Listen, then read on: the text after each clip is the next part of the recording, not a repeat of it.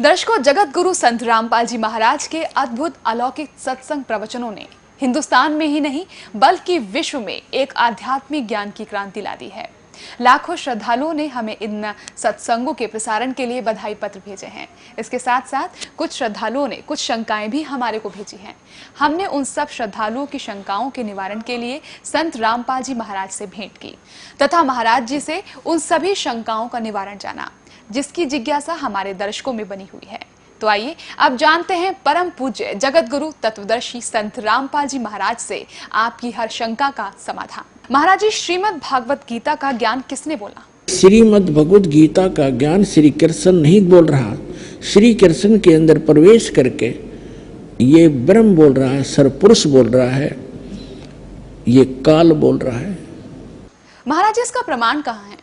अब आपको दिखाते हैं कि जब महाभारत का युद्ध समाप्त हो चुका और युधिष्ठिर जी को राजगद्दी प्राप्त होगी, तो श्री कृष्ण ने कहा पांडवों से कि अब मैं द्वारका जाना चाहता हूं। तब अर्जुन ने कहा कि भगवान, आप जी ने जो युद्ध के समय मुझे ज्ञान सुनाया था, श्रीमद् भगवत गीता जिसको कहते हैं, वो बुद्धि के दोष से मैं भूल गया। उसी ज्ञान को प्रभु एज इट इज सुनाना, फिर से सुनाना, हमें एक सत्संग करके जाना, ताकि हम आपके द्वारा दिए गए वचनों के आधार से हम अपना आगे राज्य भी करें और जीवन भी सफल करें। तो उसके विषय में आपको दिखाते हैं। ये है संक्षिप्त महाभारत द्वितीय खंड, गीता प्रेस गोरखपुर से प्रकाशित है। ये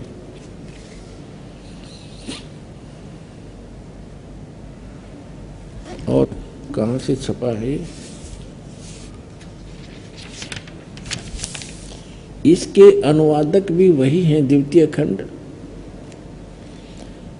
संपादक तथा संशोधक जयदयाल गोविंद का, और ये यहां से छपी है।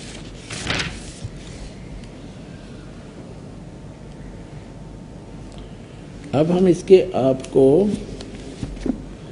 667 पृष्ठ पर ले चलते हैं। ये है 667 पृष्ठ।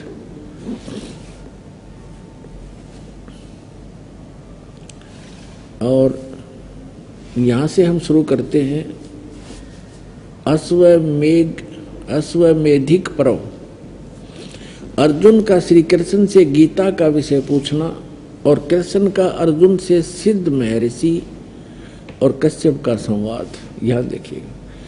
जन्मे जय ने पूछा, ब्राह्मण, शत्रुओं का नाश हो जाने के बाद जब महात्मा श्री कृष्ण और अर्जुन सभा में बैठकर वार्तालाप कर रहे थे, उस समय उनमें क्या क्या बातचीत हुई? तो वैशंपायन जी ने कहा, राजन, श्री कृष्ण सहित अर्जुन ने जब अपने राज्य पर पूरा अधिकार प्राप्त कर लिया तो वे दिव्य सभा भवन में आनंद के साथ रहने लगे।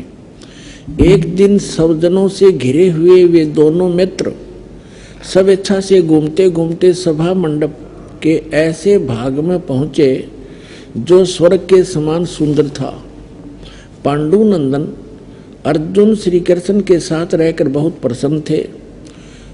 उन्होंने एक बार उस रमणीय सभा की ओर दृष्टि डालकर भगवान से ये वचन कहा, देवकी नंदन, जब युद्ध का अवसर उपस्थित था उस समय मुझे आपके माध्यम का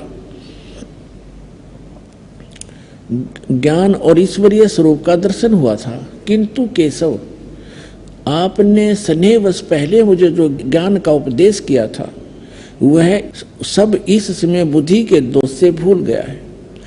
उन विषयों को सुनने के लिए बार बार मेरे मन में उत्कंठा होती है। इधर आप जल्दी ही द्वारका जाने वाले हैं, अतः पुनः वह सब विषय मुझे सुना दीजिए।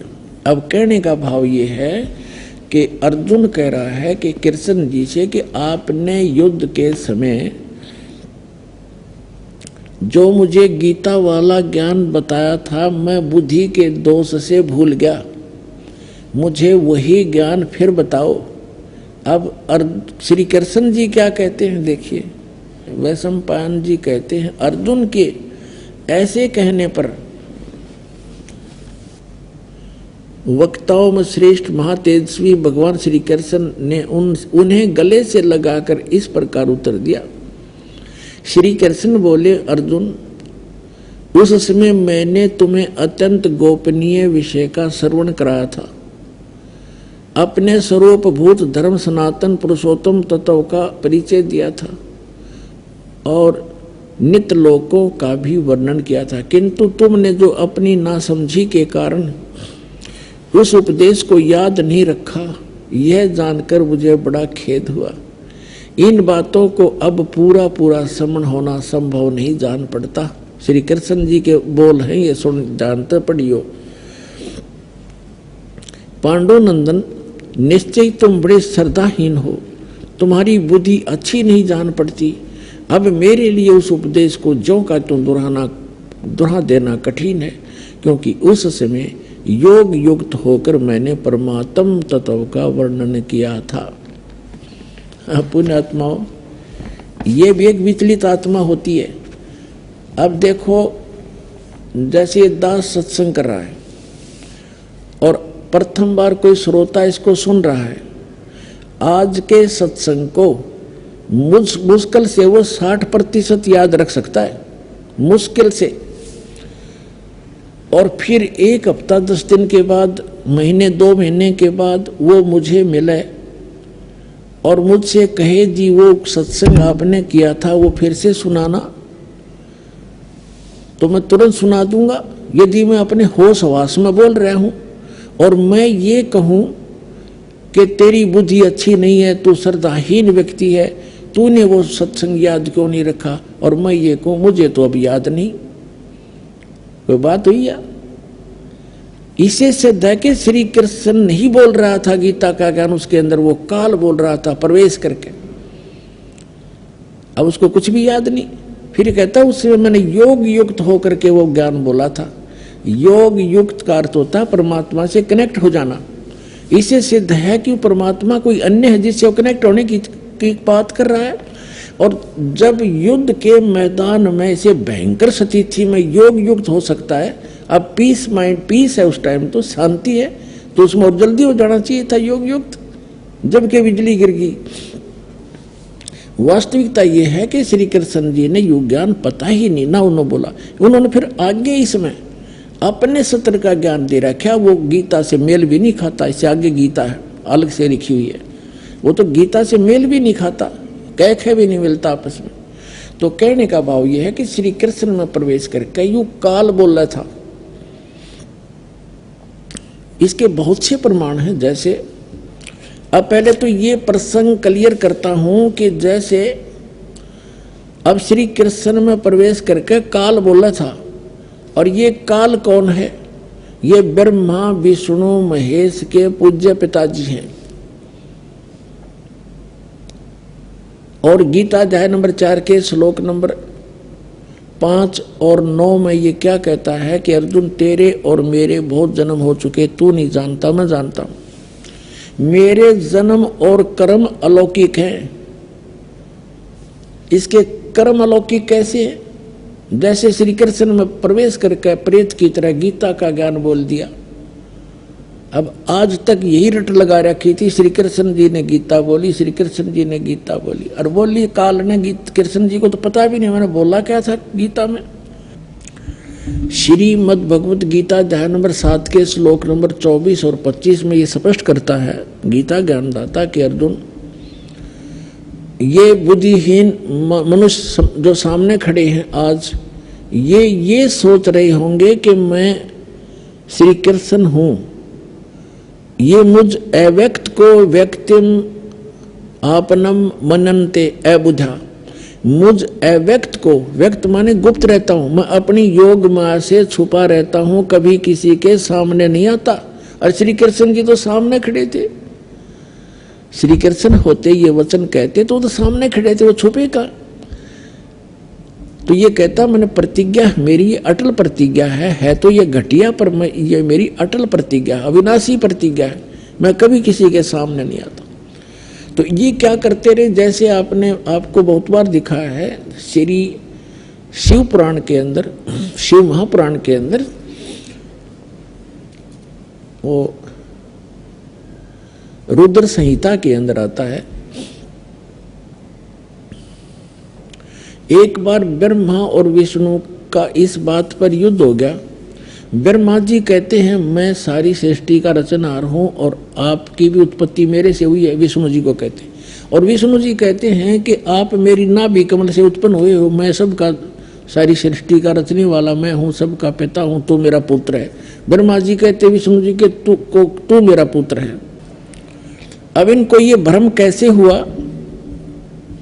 इनको ये भ्रम ऐसे होता है जैसे ऋषि लोगों ने समाधिस्थ होने की चेष्टाएं की और इसने प्रतिज्ञा कर रखी है मैं कभी अपने ओरिजिनल रूप में दिखाई नहीं दूंगा, किसी को दर्शन नहीं दूं। ये क्या करता है, जैसे ऋषि महर्षियों ने समाधिस्थ हुए और समाधि दशा में किसी को ब्रह्मा के रूप में दर्शन दे दिए, तो उसने, उस ऋषि ने सब जगह जो है गुणगान कर दिए कि ये ब्रह्मा जी स्वयं मालिक है, ये अपने आप को छुपाए बैठे हैं, ये जगत पिता हैं, मैंने समाधि दशा में इनके दर्शन हुए। इस बात से ब्रह्मा जी फूल गए, 10, 20, 50 ने ऐसे कह दिया और किसी को विष्णु जी के रूप में दर्शन दे दिए। तो उसने कहा कि विष्णु जी यही पूर्ण परमात्मा है, मैंने समाधि दशा में इनके दर्शन हुए, ये अपने आप को छुपाए हुए, ये जगत के मालिक हैं, जगत के रचने वाले हैं, ये सारा समर्थ है। तो उससे विष्णु जी को भ्रम हो गया कि मैं ही रचने वाला हूं, सारे मुझे ही कहने लग रहे। किसी को शंकर भगवान के रूप में दर्शन दे दिए समाधि दशा में, अंदर अंतःकरण में। तो उसने बता दिया कि शंकर भगवान जो ये बैठे तमोगुण, यही सर्वशक्तिमान है, कालज्ञ, मृत्युंजय, सर्वज्ञ, सर्वो, सारी सृष्टि के रचना। वहां ब्रह्मा और विष्णु जी को भ्रम हो गया, तो उनका युद्ध हो गया। फिर वो बीच में एक स्तंभ खड़ा करा, पिलर खड़ा करा, लिंग, तो उन दोनों का युद्ध समाप्त किया। तब ये काल आ गया अपने पुत्र शिव का रूप धारण करके। ये अपने वास्तविक रूप में नहीं आता, इसका वास्तविक रूप कौन सा है? जो श्रीमद् भगवत गीता का ज्ञान देते समय युद्ध के मैदान में दिखा था इसने, 1000 भुजा का है ये, सहस्रा बाहु है ये। ब्रह्मा विष्णु महेश केवल 4 भुजा बना सकते हैं, दुर्गा केवल 8 भुजा बना सकती है, इससे ज्यादा नहीं है। और ये 1000 भुजा से लेकर और 10 भुजा और 4 भुजा और 2 भुजा में बना सकता है। तो ये ऐसे अपना वास्तविक रूप इसका वो 1000 भुजा, वो काल रूप है, वो इसका वास्तविक रूप है। तो उस वास्तविक रूप में ये कभी किसी को दर्शन नहीं देता, इसने प्रतिज्ञा कर रखी है। तो इसी का एक प्रमाण दिखाते हैं श्री विष्णु पुराण के अंदर कि एक बार राक्षसों का और देवताओं का युद्ध हो गया। देवता युद्ध में हार गए और राक्षस विजयी हो गए। देवता वहां से भागकर समुद्र के किनारे जाकर के तपस्या करने लगे, हे भगवान, हे सच्चिदानंद, हे सर्वशक्तिमान, हे शेषया पर विराजमान होने वाले, वो लगे साधना, वो करने लगे स्तुति। तो विष्णु रूप धारण करके यूं काल आ गया और इसने उनसे कहा कि तुम्हारा जो भी अभिष्ट है, जो तुम्हारे मन में जो तुम्हारे दुख है, वो मैंने जान लिया है और मैं ऐसे ऐसे करूंगा। पढ़ के सुनाता हूं आपको, फिर अच्छा समझ में आएगा। ये देखिएगा श्री विष्णु पुराण, गीता प्रेस, गोरखपुर से प्रकाशित।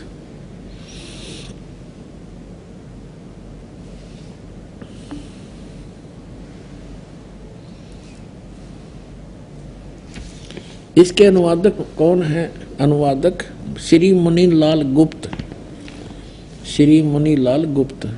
और ये कहाँ से प्रकाशित है, कहाँ से छपी है? ये यहीं से प्रकाशक व मुद्रक हैं, गीता प्रेस, गोरखपुर, गोविंद भवन कार्यालय, कोलकाता का संस्थान।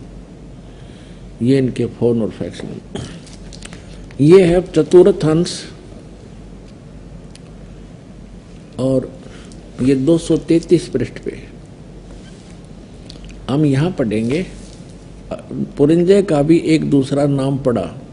यहाँ लिखा कि पूर्व काल में त्रेता युग में एक बार अति भीषण देव असुर संग्राम हुआ, देवताओं और राक्षसों का युद्ध हुआ।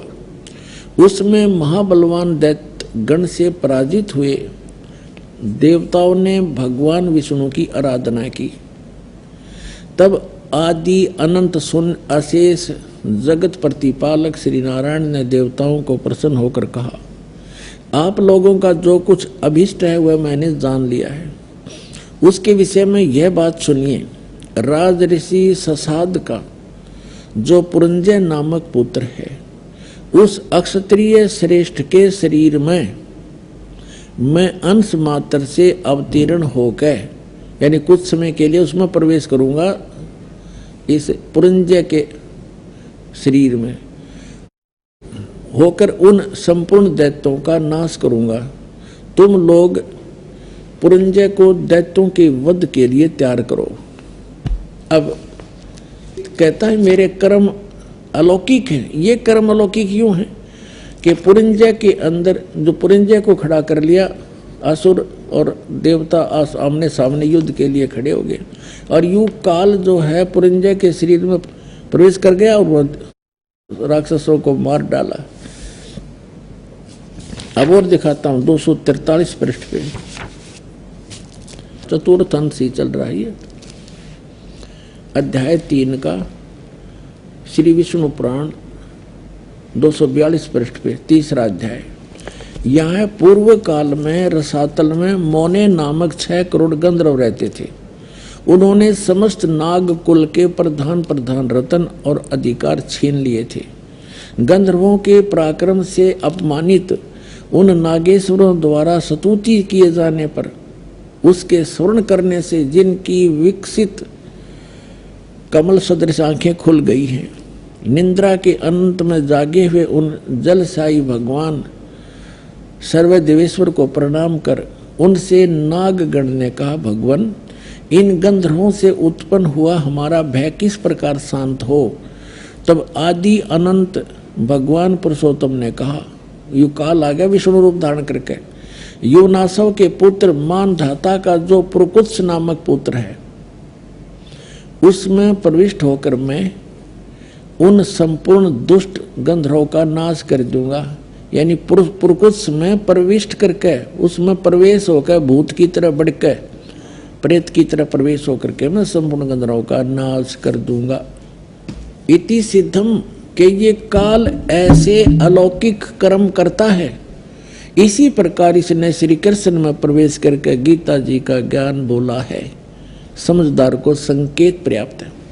अब दास आपको सुनाने जा रहा है कि गीता ज्ञान दाता 7वें अध्याय के 12वें श्लोक में कहता है कि जो कुछ भी रजोगुण से उत्पन्न होने वाला भाव है, यानी सृष्टि जिससे होती है, रजोगुण के प्रभाव से प्रत्येक प्राणी इतना प्रेरित होता है कि संतानों उत्पत्ति करता है। और सतोगुण से होने वाला भाव है, यानी सतोगुण से एक दूसरे में प्रेम मोह ममता, उससे मोह जागृत होता है, ममता बनती है एक दूसरे में।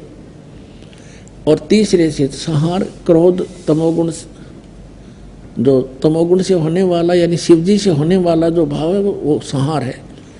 इन तीनों जो कुछ भी हो रहा है उसका निमित्त कारण मैं हूं, गीता ज्ञानदाता कहता है। ये काल है। आपको सृष्टि रचना में बहुत बार सुनाया है और कभी फिर सुनाएंगे।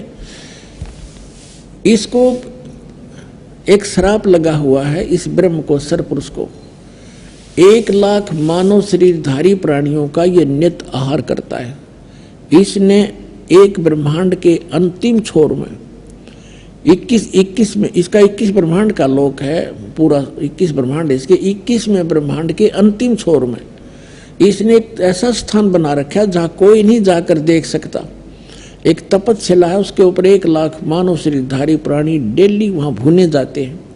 यह शरीर तो यहाँ रह जाता है, इसके अंदर एक सूक्ष्म शरीर है। उसके अंदर जो सारे जीवन में हम खाते हैं पीते हैं, जो भी व्यसन करते हैं, उसका सूक्ष्म अंश लिप्त हो जाता है। और वहाँ इतनी गर्म है वो तपस्शिला, उसके ऊपर डालकर उसके अंदर से गंध निकाला जाता है। जीव मरता नहीं, वहाँ मरता नहीं जीव, तो उसको ये खाता है। तो ये कहना चाह रहा है कि इनसे जो कुछ भी हो रहा है उसका निमित्त कारण मैं ही हूँ, इनमें मैं नहीं और ये मुझ में नहीं, क्योंकि ये इनसे भिन्न रहता है। अब यहाँ प्रसंग चला है तो इसमें सिद्ध करते हैं कि रजगुण ब्रह्मा है, सतगुण विष्णु है, तमगुण शिव जी, तब ये आगे प्रसंग चलेगा। अब देखिएगा शिव पुराण से सिद्ध करते हैं, ये देखिएगा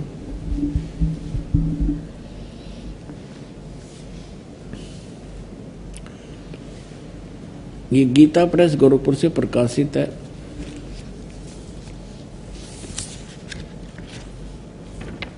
संपादक हैं इसके, ये देखिएगा, संपादक है हनुमान प्रसाद पोदार, और ये कहाँ से, ये यहाँ से प्रकाशित है।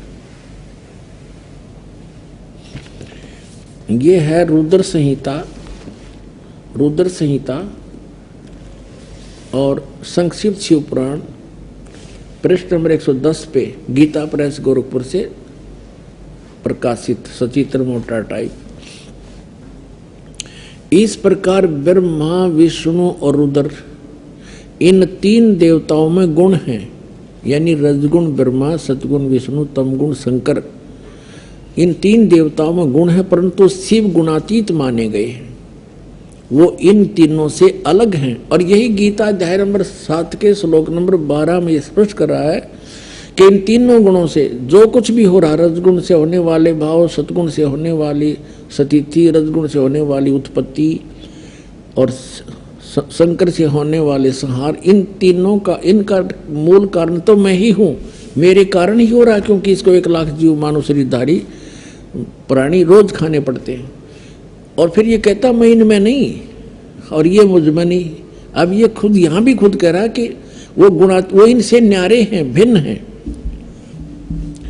अब ये कंसेप्ट और क्लियर करना पड़ेगा। यहाँ एक और शंका उत्पन्न हो जाएगी कि ब्रह्मा विष्णु रुद्र, तो रुद्र अन्य भी है, एक जो 8 रुद्रों का, 11 रुद्रों का सरदार है, वो रुद्र अलग है, और उन सभी रुद्रों का मुखिया ये शंकर भी है, तमोगुण शंकर, इसलिए इसको भी रुद्र कहते हैं, और 11 रुद्र अन्य भी है।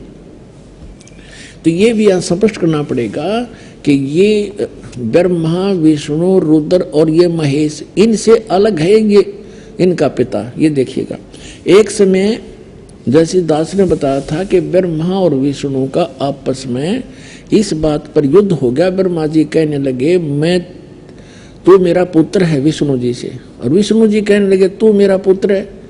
इन दोनों का झगड़ा हो गया, तो इनके बीच में एक लिंग खड़ा कर दिया, स्तंभ, तेजो में स्तंभ, और ये फिर युद्ध करना बंद कर गए, उसके और छोर को खोजने में लगे। फिर वहां अपने पुत्र शिव के रूप में ये खुद आकर खड़ा हो गया, ये काल भगवान।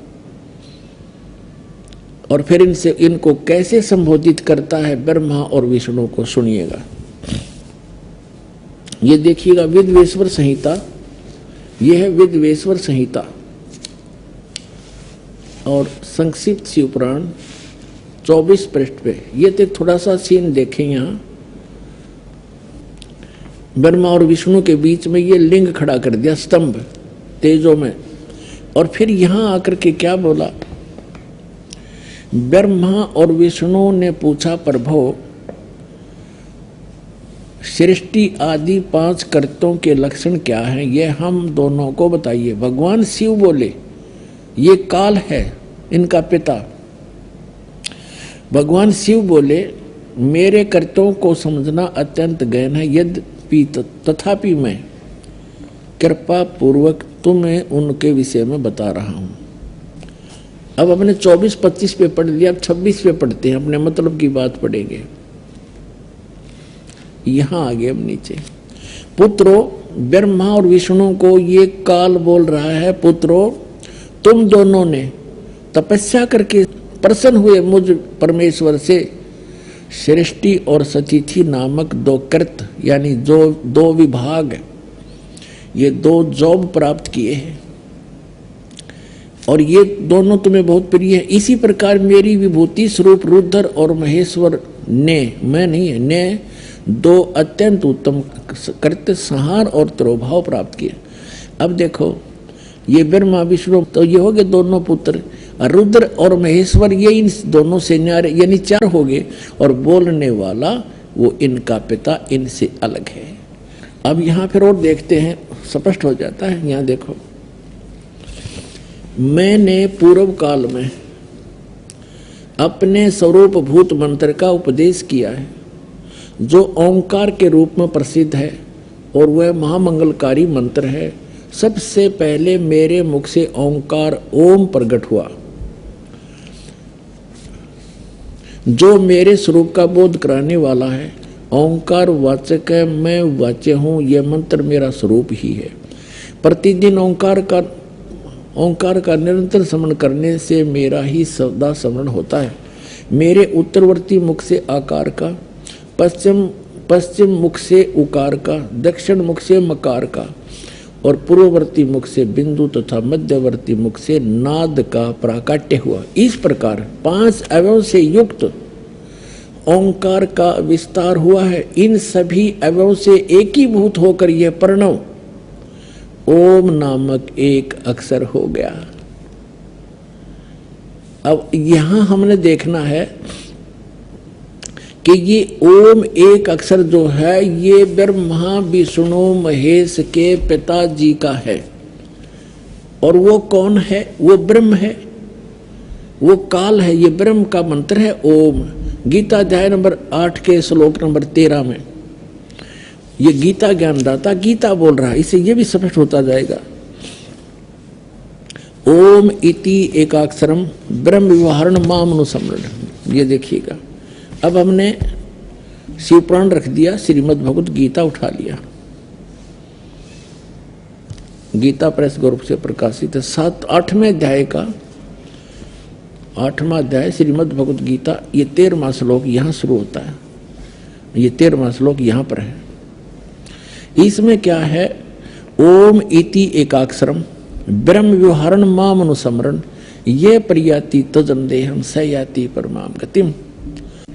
गीता ज्ञानदाता कह रहा है कि माम ब्रह्म, मुझ ब्रह्म का ओम इति एकाक्षरम, यह ओम एक अक्षर है, नथिंग एल्स।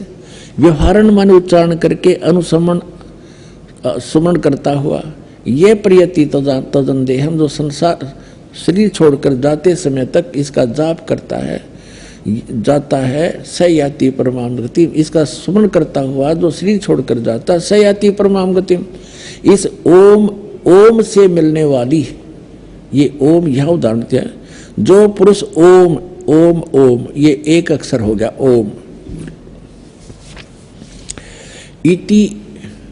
इस एक अक्षर ब्रह्म को उच्चारण करता हुआ मां मुझ निर्गुण ब्रह्म का चिंतन करता हुआ शरीर को त्याग कर जाता है, वह पुरुष परम गति को प्राप्त होता है। अब इसे ये सिद्ध हो गया कि शिव महापुराण में स्पष्ट हो गया कि ये ब्रह्मा विष्णु महेश रुद्र से जो 5वां है वो इनका पिता है। वो शिव पुराण का वहां संदेश दे रहा है और वो कह रहा है कि मेरा ओम मंत्र है।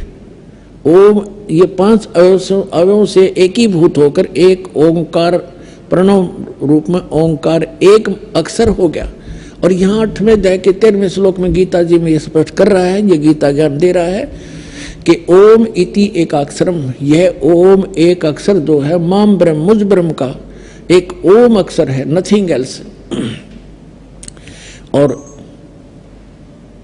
सुमन करता हुआ, इसका उच्चारण करके सुमन करता हुआ यह प्रयाति तजन देहम, जो शरीर छोड़कर जाता है यानी अंतिम सांस तक सिमरण करता है, स याति परमाम गति, वह परम गति को प्राप्त होता है। कौन सी परम गति? जो ओम के जाप से मिलने वाली है। वो क्या? ब्रह्मलोक।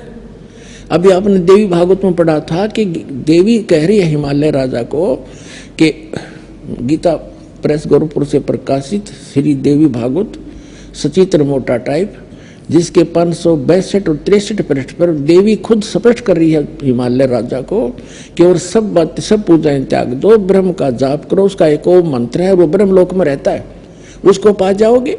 तो ओम के जाप से ब्रह्मलोक प्राप्ति है। गीता अध्याय नंबर 8 के श्लोक नंबर 16 में लिखा है कि ब्रह्मलोक पर्यंत सब पुनरावृत्ति में, वहां गए प्राणी भी जन्म मृत्यु में आते। ये देखिएगा, ये वही श्रीमद् भगवत गीता, इसके 8वें अध्याय के अब 16वें श्लोक में क्या कहा है कि हे अर्जुन, ब्रह्मलोक पर्यंत सब लोग पुनरावृत्ति में, पुनरावृत्ति का इन्होंने यहाँ विश्लेषण भी किया है, अर्थात जिनको प्राप्त होकर पीछे संसार में आना पड़े ऐसे। तो इससे सिद्ध हो गया कि इससे भी परम गति नहीं हुई, क्योंकि जन्म मृत्यु है तब तक वो ये जीव सुखी नहीं हो सकता। और गीता अध्याय नंबर 15 के श्लोक नंबर 4 में कहा है कि तत्वदर्शी संत और तत्व ज्ञान की प्राप्ति के उपरांत परमेश्वर के उस परम पद की खोज करनी चाहिए, जहां जाने के बाद साधक फिर लौटकर कभी संसार में नहीं आते। इसे सिद्ध है कि श्री कृष्ण नहीं बोल रहा था गीता का ज्ञान, उसके अंदर वो काल बोल रहा था प्रवेश करके। महाराज जी, क्या श्री ब्रह्मा जी, श्री विष्णु जी तथा श्री शिव जी की जन्म मृत्यु होती है? ब्रह्मा विष्णु महेश की जन्म मृत्यु होती है, ये अविनाशी नहीं है। महाराज जी, इसका प्रमाण कहाँ है? देखिएगा, श्रीमद् देवी भागवत 3रा स्कंद, ये गीता प्रेस गोरखपुर से प्रकाशित है। ये देखिएगा, इसके ये सचित्र मोटा टाइप, केवल हिंदी, संपादक हनुमान प्रसाद पोदार, चिमनलाल गोस्वामी, और ये यहाँ से प्रकाशित है, मुद्रित और प्रकाशित। ये गीता प्रेस गोरखपुर से है। गीता भवन कार्यालय कोलकाता का संस्थान, गीता प्रेस गोरखपुर। इसके 123 पृष्ठ पर ले चलते हैं आपको, बिल्कुल 2 मिनट में सारी कहानी समझ में आ जाएगी। 123 पृष्ठ पे ये 3रा स्कंद। भगवान विष्णु अपनी माता दुर्गा की महिमा स्तुति करते हुए, उनकी स्तुति करते हुए बोल रहे हैं, तुम शुद्ध स्वरूपा हो, यह सारा संसार तुम ही से उद्भासित हो रहा है। मैं ब्रह्मा और शंकर, हम सभी तुम्हारी कृपा से विद्यमान हैं। हमारा आविर्भाव माने जन्म, तिरोभाव माने मृत्यु। हमारा तो जन्म और मृत्यु हुआ करता है, केवल तुम ही नित्य हो, जगत जननी हो, प्रकृति और सनातनी देवी हो। ये प्रकृति शब्द याद रखना कि दुर्गा को प्रकृति भी कहते हैं।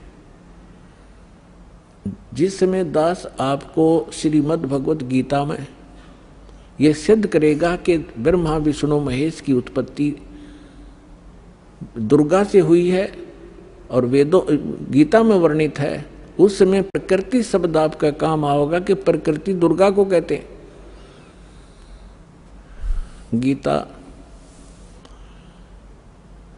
गीता के अंदर 2 प्रकृति बताई है।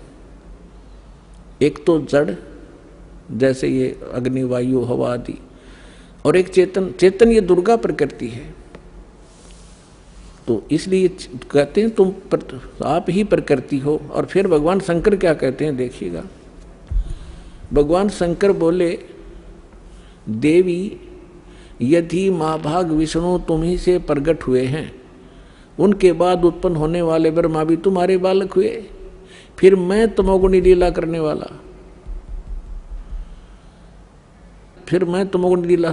वाला, शंकर क्या तुम्हारी संतान नहीं हुआ?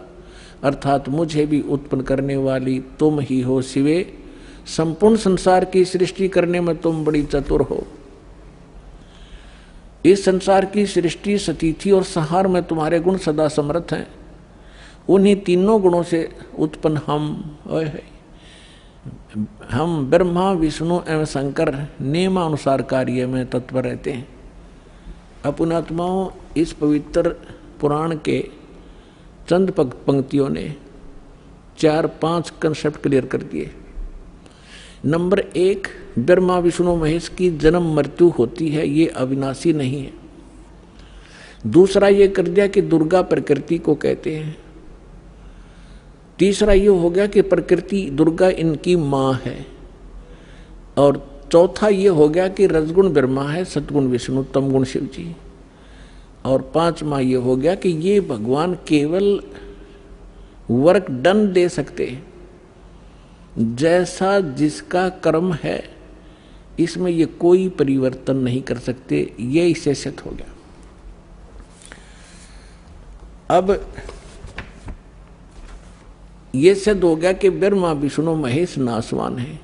आइए अब हम उन श्रद्धालुओं के अनुभव जानते हैं जो जगत गुरु तत्वदर्शी संत रामपाल जी महाराज जी से दीक्षा प्राप्त कर चुके हैं तथा उनके द्वारा बताए गए भक्ति मार्ग पर चल रहे हैं। नमस्कार सर। सत साहिब। क्या शुभ नाम है जी आपका? मेरा नाम सुधीर दास। सुधीर दास जी, कहाँ से आए हैं आप? मैं ग्राम झिंदुआ, तहसील बर्थना, जिला इटावा, उत्तर प्रदेश का रहने वाला हूँ। सर, परम संत सतगुरु रामपाल जी महाराज की शरण में आने से पहले आप कौन सी भक्ति करते थे? परम संत रामपाल जी महाराज की शरण में आने से पहले मैं श्रीमद् भागवत कथा किया करता था और उस कथा को करके हम अपने आप को बहुत बड़ा विद्वान समझते थे और बहुत ही ये सोचा करते थे कि मैं जो कर रहा हूँ, हरि की भक्ति भी हो रही है और पेट का धंधा भी हो रहा है। लेकिन संत रामपाल जी महाराज की शरण में आने के बाद ये पता चला था कि मैं तो बहुत ही पाप इकट्ठा कर रहा हूँ।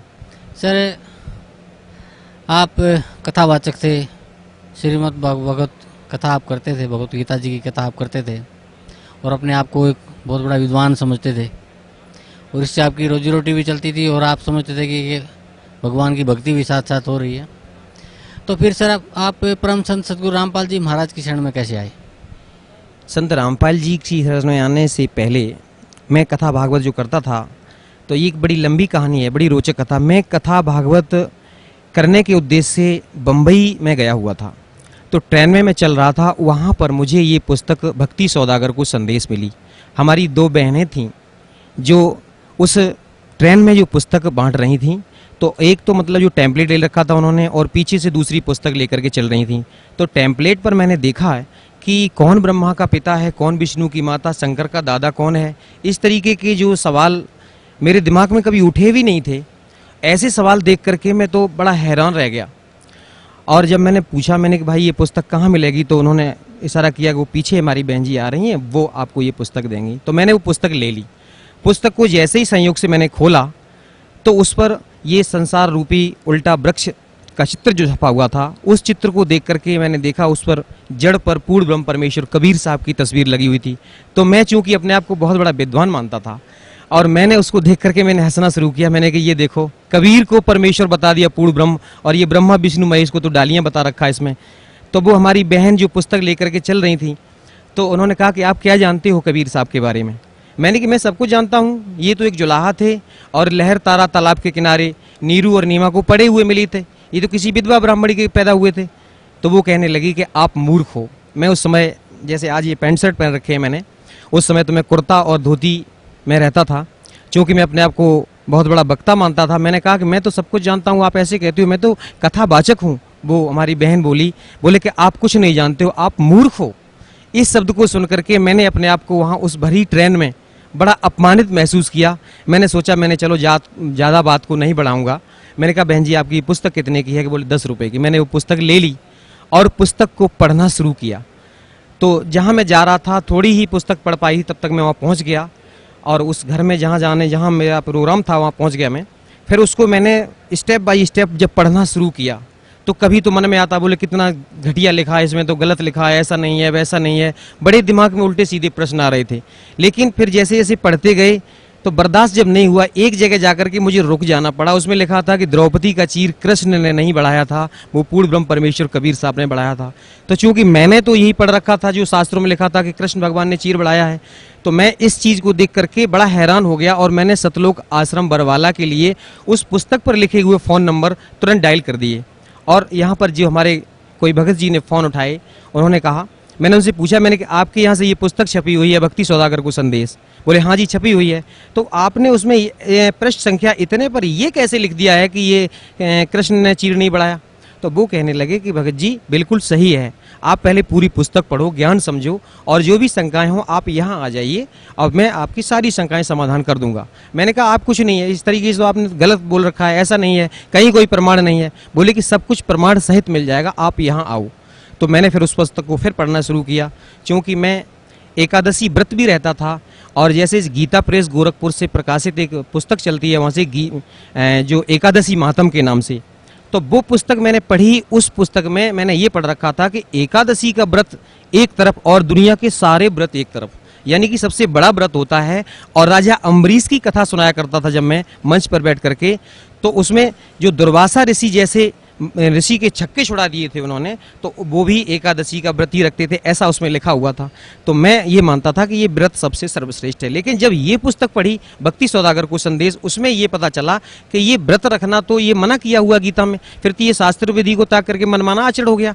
अब मेरी समझ में ये आने लगा कि वास्तव में सच्चाई तो कुछ है, लेकिन चूंकि मैं अपने आप को बहुत बड़ा विद्वान मानता था, इसलिए सेट नहीं कर पा रहा था अपने आप को।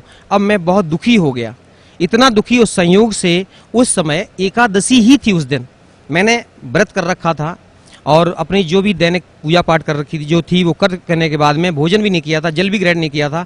अब मैं बड़ा हैरान था, इतना दुखी मैं अपने आप को ये सर्टिफाई नहीं कर पा रहा था कि ये जो पुस्तक में लिखा हुआ ये सत्य है या जो मैंने अभी तक पढ़ा वो सत्य है। ऐसी उधेड़ बुन में पूरा समय निकल गया, रात हो गई, अब मुझे नींद नहीं आ रही थी। मैं इतना दुखी, जैसे किसी को पुत्र शोक हो जाता है, उससे भी बढ़कर के मुझे इतना दुख था कि वास्तव सच्चाई क्या है।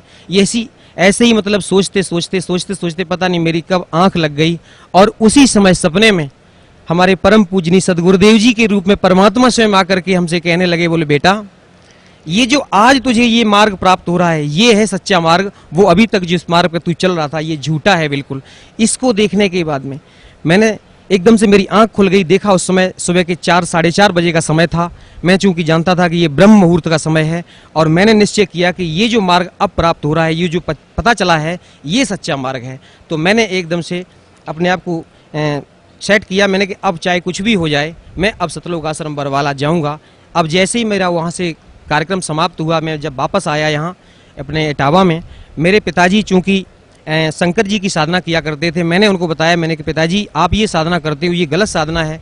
और मैंने हजारों बार गीता पढ़ डाली थी। जब गीता अध्याय 7 श्लोक नंबर 12 से लेकर के 15 तक पढ़ता था, उसमें लिखा हुआ है कि जो ब्रह्मा विष्णु महेश की साधना करने वालों को राक्षस स्वभाव के धारण किए हुए मनुष्यों में नीच कहा गया है। और लास्ट में लिखा हुआ कि मेरी भी साधना नहीं करते। तो यहाँ पर मेरी बुद्धि चकराया करती थी कि ऐसा क्यों लिखा है, सारा समाज तो कृष्ण भगवान की पूजा करता है और कृष्ण भगवान ही गीता का ज्ञान दे रहे हैं और यहाँ पर लिखा हुआ कि मेरी साधना नहीं करते। और फिर जब गीता अध्याय 4 के श्लोक नंबर 34 में जब पहुंचता, उसमें लिखा हुआ कि उस ज्ञान को तू किसी तत्वदर्शी संत के पास जाकर के समझ। तो यहाँ मैं सोचा करता था कि वो तत्वदर्शी संत कौन होगा, कैसा होगा। मैं सत्य बता रहा हूँ भगत जी कि जब मैं कहीं मंच पर बैठ करके कथा कर रहा होता और मेरे सामने से कोई कथा सुनने के वाला कोई भी संत या महात्मा आया करता, तो मैं ये देखा करता था, मेरे दिमाग में एकदम से आती कि कहीं ये वो तत्वदर्शी संत तो नहीं है जो गीता जी का ज्ञान दे रहे हैं। ऐसे मतलब जो बताया कि उस ज्ञान को जाकर के, परमात्मा ज्ञान को उनसे जाकर के समझो। लेकिन पढ़ते रहते थे, समझ में कुछ नहीं आता था। कृष्ण भगवान को अपना इष्ट मानते थे। कई बार मैं कृष्ण भगवान के सामने बैठ करके रोया करता था कि हे परमात्मा आप तो कुछ भी करते हो, कुछ भी कर सकते हो, आप तो सुख के दाता हो, लेकिन मुझे सुख नहीं मिला था। मेरे पिताजी जो शंकर जी की साधना करते थे, सारा जीवन उन्होंने बगैर नहाए धोए कभी जल भी ग्रहण नहीं करते थे, इतना मतलब भक्ति करते थे शंकर भगवान की। और उनके जीवन पर अगर हम थोड़ा सा प्रकाश डालना चाहेंगे कि उनके जीवन में कभी सुख नहीं मिला, जब उन्हें किसी प्रकार का कोई सुख नहीं मिला। भक्ति इतनी ज्यादा करते थे लेकिन आध्यात्मिक लाभ तो बहुत दूर रहा, वैसे भी कोई उनको लाभ नहीं हुआ। भरी जवानी में उनकी आंखें खराब हो गईं, इतने दुखी रहते थे, साधना करते थे, फिर भी आगे चल करके धीरे धीरे, हम 2 भाई थे, हमसे बड़े भाई जो थे वो भी हमारे भाई और भाभी दोनों लोग चल बसे। उनके जीवन में इतना कष्ट आया, इतना कष्ट मिला उन्हें, कभी कोई सुख नहीं मिला, क्योंकि इतना उनको दुख मिला और भक्ति फिर भी चलती रही। मेरी माताजी भी शेरावाली की भक्ति करते थे और हम भी बचपन से ही पता नहीं कैसे अपने को सेट किए हुए थे। कृष्ण भगवान को, विष्णु भगवान को, शंकर जी की जैसी साधना हमारे घर में चल रही थी, हम भी उसी साधना को कर रहे थे। लेकिन उस साधना से ना तो मुझे कोई लाभ हुआ, ना हमारे परिवार वालों को, उल्टा कष्ट पर कष्ट ही आते रहे। और हम प्रार्थना किया करते थे कि मालिक मुझे सुख दे। जब मैं कथा भागवत करने लगा तो मैंने ये सोचा कि मेरे ऊपर अब कृष्ण भगवान ने बड़ी दया की है, क्योंकि अब तो ये हमारा धंधा भी चलने लगा था, पैसा भी मिलता था, इज्जत सम्मान सब कुछ मिलने लगा। तो अब मेरी समझ में ये आ रही थी कि इन कृष्ण भगवान ने ही मुझे सब कुछ दे रखा है, सारा सुख दे दिया, ये सुख के दाता हैं। लेकिन फिर भी मन में कहीं ना कहीं अशांति जरूर रहती थी।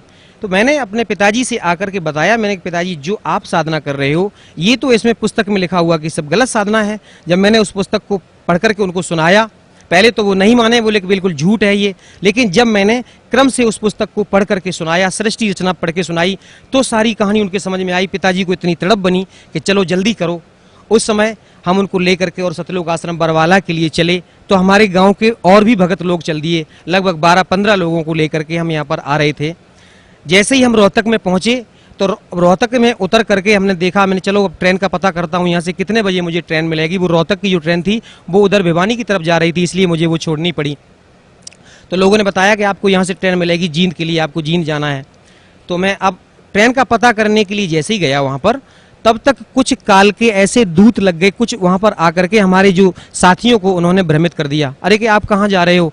उन्होंने बताया कि मैं बरवाला जा रहा हूँ, संत रामपाल जी महाराज के आश्रम में जा रहा हूँ, सतलोक आश्रम में।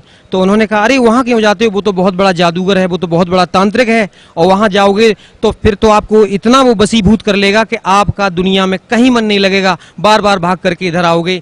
ऐसे कह करके उनको भ्रमित कर दिया। और मैं जैसे ही ट्रेन का पता करके आ रहा था, तब तक एक सज्जन कह रहे थे, बोले कि मेरी भक्तमती एक बार करौथा आश्रम में चली गई थी और उनको वहाँ पर प्रसाद दे दिया था। मैंने वो प्रसाद मैं उनको ग्रहण नहीं करने दिया, भैंस की नांद में फेंक दिया। तो वो मूर्ख कह रहा था कि वो भैंस खूंटा तोड़ करके सतलोक आश्रम करौथा में पहुंच गई थी, ऐसा जादूगर है वो। तो अब क्या हुआ, तो हमारे और जो साथी थे वो कहने लगे भाई तो हम नहीं जाएंगे वहां पर। तो मैंने उनसे कहा, मैंने कि आप लोगों की सबसे बड़ी भूल तो ये है कि आप विश्वास बहुत जल्दी करते हो।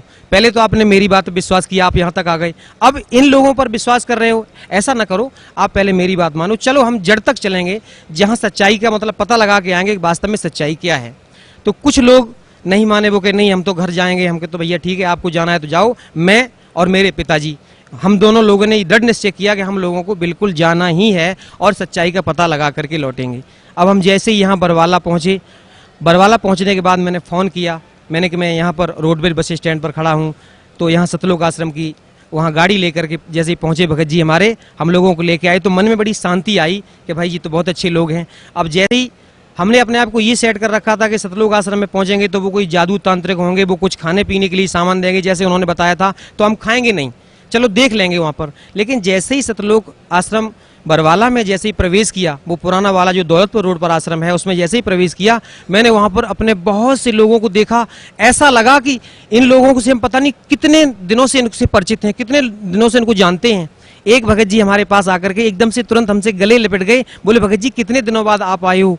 ऐसा लगा कि इनको हम पता नहीं कितने दिनों से जानते हैं, और बड़ा अच्छा सा लगा। फिर उन्होंने मुझे सारी व्यवस्था दिखाई, नाम लिया, उपदेश लिया। मेरे ऊपर संत रामपाल जी महाराज की दया 11 अक्टूबर सन 2009 को हुई थी। उसके बाद में मालिक ने मेरे साथ बहुत चमत्कार किए। सर, परम संत सतगुरु रामपाल जी महाराज की शरण माने के बाद आपको क्या लाभ मिला? सबसे बड़ा तो लाभ मुझे ये मिला कि जब हम लोग सतलोक आश्रम बरवाला पहुँचे और सतगुरुदेव जी से उपदेश लेने के बाद में दर्शनों के लिए जब गए, पिताजी मेरे साथ थे। चूंकि मेरे पिताजी, मैंने आपको पहले बताया भगत जी, उनको दिखाई नहीं देता, आंखें खराब हो चुकी हैं, तो मैंने उनकी उंगली पकड़ करके ले जा करके दर्शन के लिए ले गया। तो मेरे पिताजी सतगुरुदेव की चरणों में फूट फूट कर रोने लगे। वो कहने लगे, बोले बेटा आप क्यों रोते हो? तो जब ये शब्द मैंने सुना कि ये मेरे पिताजी की उम्र उनसे ज़्यादा लग रही थी और उन्होंने बेटा शब्द कहा, तो मेरे दिमाग में हथौड़ा सा लगा। बोले कि ये कैसे कह सकते हैं, कोई भी ऐसा नहीं कह सकता है, अपने से उम्र में बड़े को बेटा नहीं कह सकता, ये तो स्वयं परमात्मा ही है। और मैंने जब दंडवत प्रणाम किया तो कहने लगे, बोले बेटा तू नहीं जानता है, तुझे कैसे निकाला मैंने, ऐसे परमात्मा की शरण में तू आ गया है, तेरा उद्धार हो गया। मेरे पिताजी फूट फूट कर रोने लगे। वो कहने लगे क्यों रोते हो? तो पिताजी ने कहा कि मेरी उम्र पूरी व्यर्थ चली गई। तो उन्होंने कहा नहीं नहीं, मैंने आपकी 20 वर्ष की उम्र और बढ़ाई है। तो मैंने उस समय ये शब्द बड़ा अतिशयोक्ति माना, मैंने कि ऐसे गुरुजी ने कह दिया होगा, लेकिन ये सत्य था।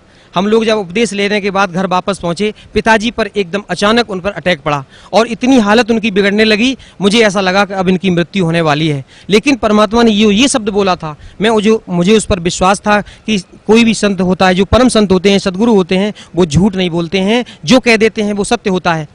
मैंने तुरंत सतलोक आश्रम बरवाला में फ़ोन लगाया और उनको बताया, मैंने भगत जी मेरे पिताजी की हालत ऐसी ऐसी बहुत ज़्यादा ख़राब हो रही है। तो उन्होंने कहा कि अमृत जल और प्रसाद जो रखा है उसको दे दो और दंडवत प्रणाम करने के बाद में परमात्मा से प्रार्थना करो और जितनी जल्दी हो सके आप शीघ्र यहाँ ले आओ। भगत जी 2 बार अटैक पड़ा उनको और उसके बाद में हालत, जैसे ही मैंने उनको प्रसाद और अमृत जल दिया, उनकी हालत में तुरंत सुधार हो गया। उसके बाद में मैं तुरंत ही वहां से निकला और सतलोक आश्रम बरवाला में आकर के सदगुरु देव जी के चरणों में दंडवत प्रणाम किया। और इस तरीके से मालिक ने आज तक, अब मेरे पिताजी को किसी प्रकार की कोई दिक्कत नहीं है। और जैसा उन्होंने कहा था कि उनकी उम्र बढ़ाई है, वो बिल्कुल स्वस्थ हैं। इस समय उनकी उम्र लगभग 86 वर्ष की हो रही है। उसके बाद में हमारे साथ और बहुत से चमत्कार किए। मेरी स्वयं उम्र बढ़ाई, मेरे बच्चे को जीवन दान दिया। एक बच्चा मेरा बड़ा वाला एक दिन एक पेड़ पर जमनी खाने के लिए चढ़ गया था और उस पेड़ से अचानक वो गिरा। जहां पर गिरा था वहां पर चारा खिलाने के लिए, बैलों को चारा खिलाने के लिए ये नांद जो बना रखी होती है, उसके और बीच में एक खूंटा गड़ा हुआ था, उनके दोनों के बीच में गिरा। अगर मान लीजिए सिर उसकी उसमें लगता पक्की चट्टान सी थी तो सिर फट जाता तो उसकी मृत्यु हो जाती। अगर खूंटे के ऊपर गिरता कहीं भी, मतलब पेट में या कहीं घुस जाता तो उसकी मृत्यु हो जाती। उस दिन उसका मृत्यु योग था, लेकिन मालिक ने इतनी दया की कि उस नांद और खूंटे के बीच में वो गिरा। थोड़ा सा हाथ में चोट लगी, जो मालिक की दया से वो अब बिल्कुल सही है। ऐसे उसकी जान बचाई। और एक दिन छोटा बेटा मेरा यहाँ सतलोक आश्रम बरवाला में आया हुआ था मेरी माता जी के साथ में। और यहाँ से जब जो लोग वापस जा रहे थे, चूंकि इटावा रेलवे स्टेशन पर इनको उतरना था, लेकिन माता जी तो उतर गई, वो छोटा बच्चा उतर नहीं पाया और ट्रेन चल पड़ी। ट्रेन चल पड़ी तो माता जी एकदम दहाड़े मार मार के रोने लगी कि मेरा बच्चा चला गया, मेरा बच्चा चला गया। हमारे और भी गुरु भाई हमारी माता जी के साथ में थे, उन्होंने मेरे पास फ़ोन किया, बोले भगत जी आपका छोटा बेटा ट्रेन से नहीं उतर पाया है और माता जी इस तरीके से बहुत ज़्यादा रो रही हैं। तो मैंने उनसे कहा कि माता जी से आप कहो कि वो चुपचाप घर जाएं, वो परमात्मा का बच्चा है, वो मेरा बच्चा नहीं है, मालिक अपने आप दया करेंगे, वो बच्चा अपने आप घर आ जाएगा, आप चिंता ना करो। चूंकि मैं घर पे था तो ये फ़ोन पर वार्ता हो रही थी, हमारे पड़ोसी और लोग सुन रहे थे, तो वो उनको पता चला वो क्या हो गया है। तो मैंने कहा मैंने ऐसे ऐसे छोटा बेटा जो है वो ट्रेन में बैठा चला गया, वो उतर नहीं पाया है। तो वो लोग हंसी उड़ाने लगे, खिल्ली करने लगे कि आप तो कहते हो आपके परमात्मा है संत रामपाल जी महाराज, तो अब देखो अब परमात्मा होंगे। तो मैंने कहा आप चिंता ना करो, आप ऐसा मत बोलो, आप नहीं जानते हो, वो परमात्मा ही है और अभी बच्चा देखना थोड़ी देर बाद अपने आप वापस आ जाएगा। और मैं इस विश्वास के साथ, मैं तो बिल्कुल दृढ़ हो गया था, मैंने कि कुछ नहीं होगा, वो अपने आप परमात्मा दया करेंगे। और मैं चाह करके भी कुछ नहीं कर सकता था। लेकिन कुछ लोग कहने लगे अरे आप जाकर के आगे देखो, अगली स्टेशन पर शायद उतर जाए। मैंने कि मुझे कोई टेंशन नहीं है। लेकिन फिर भी जब ज़्यादा लोगों ने कहा, हमारी भक्तमती बड़ी दुखी होने लगी। मैंने कहा आप चिंता ना करो, आज मालिक की दया से पूरा परिवार हम लोग परमात्मा की शरण में है। तो उन्होंने कहा कि आप जाओ, दुखी होने लगी। मैंने कहा आप चिंता ना करो, चलो मैं जाता हूँ। तो मैंने जैसे ही घर से और निकला था तो मैं क्या देख रहा हूं कि उधर से वो बच्चा मेरा अपने आप चला आ रहा है रोड पर। अब मैं उसके पास पहुंचा, मैंने पूछा मैंने माताजी को कहाँ छोड़ दिया। वो कहने लगे माताजी इटावा में उतर गई थी, मैं उतर नहीं पाया। मैंने कि आप कहाँ उतरे हो। तो अगला स्टेशन जो था वो वहाँ उतर गया। जैसे मान लीजिए छोटा सा बालक था और उससे कोई कह रहा, बोले बेटा यहाँ उतर जाओ। उसका जो बैग था उसमें दीक्षा फार्म था यहाँ सतलोक आश्रम बरवाला का, वो चला गया, सारे कपड़े चले गए और वो बच्चा उतर के आ गया। तो मैंने बेटा तुम यहाँ कैसे पहुँचे।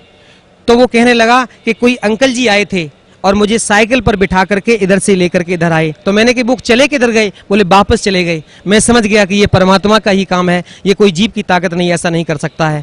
और मेरे साथ में मेरी स्वयं उम्र बढ़ाई मालिक ने।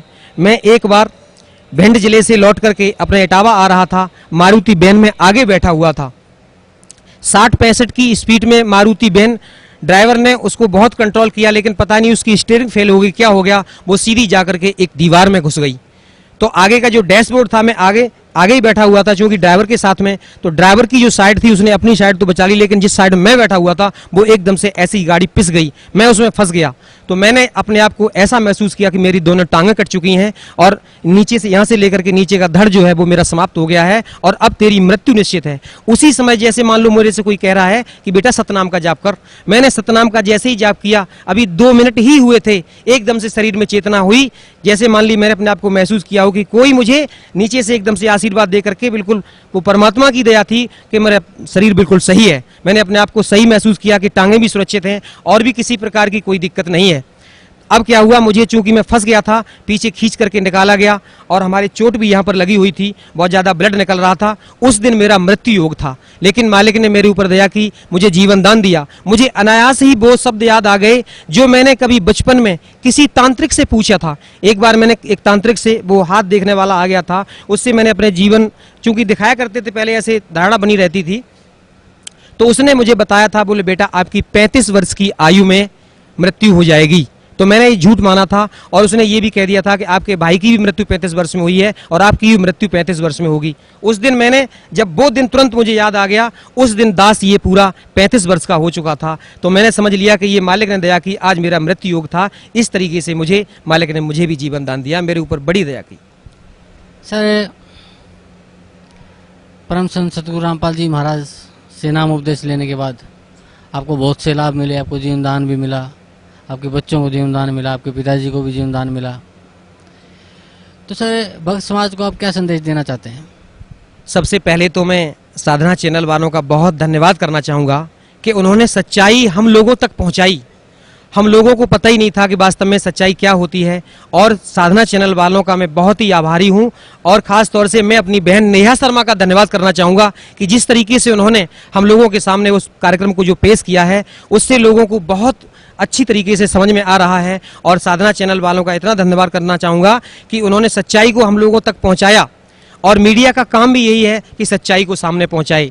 और भक्त समाज को ये संदेश देना चाहूँगा कि जो भी आज हमारे भाई जो राम कृष्ण विष्णु इनकी चक्कर में पड़े हुए हैं, जो हमारी तरीके से कथावाचक बनकर के अपने आप को बहुत बड़ा विद्वान कह रहे हैं, मैं उनसे बार बार प्रार्थना करना चाहूँगा कि आप यहाँ सतलोक आश्रम बरवाला, जिला हिसार, हरियाणा में आओ। वो छोड़ दो झूठा नाम, और ये साधना करने से कोई लाभ नहीं है। और अपने आप को जो विद्वान मानते हो, आप विद्वान नहीं हो, आप पाप के भागी हो रहे हो। और सतलोक आश्रम बरवाला में स्वयं कबीर परमेश्वर के अवतार संत रामपाल जी महाराज आए हुए हैं। उनकी शरण में आने के बाद आपको कल्याण हो सकता है, नहीं तो विश्व में कोई भी संत, कहीं भी, कोई भी मंदिर मस्जिद में जाने से कोई भी आपका कल्याण नहीं कर सकता है। ये मैं सत्य कह रहा हूं, और ये बिल्कुल ये यथार्थ है कि परमात्मा की शरण में आने के बाद ही आपका कल्याण संभव है, नहीं तो कहीं कल्याण संभव नहीं है। ये झूठी कथा भागवत करने से या किसी तरीके से अपने आप को विद्वान साबित करने से अपने आप को धोखा दे रहे हो, ये मनुष्य जीवन बर्बाद कर रहे हैं अभी आप। ये पूर्व जन्म के संस्कार आपके हैं जो आपको मिले हुए हैं। तो मैं आपसे प्रार्थना करना चाहूँगा कि जो लोग भी साधना चैनल के माध्यम से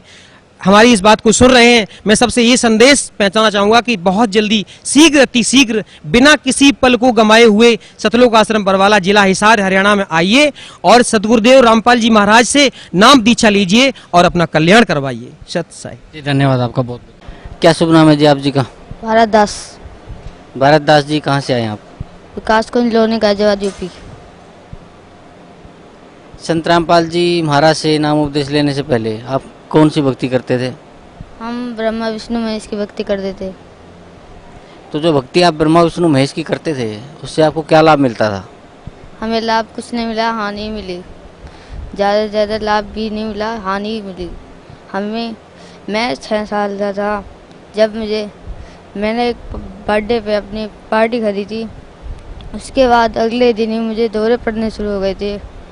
फिर मेरे दौरे पड़ने लगे थे। मेरे पापा भी मेरे से परेशान हो गए थे कि मर ही जाए तो अच्छा ही है। संत रामपाल जी महाराज की शरण में आप कैसे आए? हमारे इधर एक भगत जी है रामपाल दास, उन्होंने मेरे पापा को समझाया। वो पापा जी यहाँ आए मेरे, फिर पापा जी हमें लेके गए, फिर हमने यहाँ से नाम लिया। संत रामपाल जी महाराज से नाम उपदेश लेने के बाद आपको क्या लाभ मिला? नाम लेने के बाद मुझे लाभ हुआ। मेरी जो बीमारी थी वो मेरी कम हो गई है। मेरे को बीमारी जो है वो मेरी अब एकदम मैं स्वस्थ रहता हूँ। ज़्यादा मेरे को दौरे नहीं पड़ते, मैं एकदम स्वस्थ हूँ। तो भगत समाज को क्या संदेश देना चाहते हैं आप? भगत समाज को मैं यही संदेश देना चाहता हूँ कि सतलोक बरवाला आश्रम में आइए।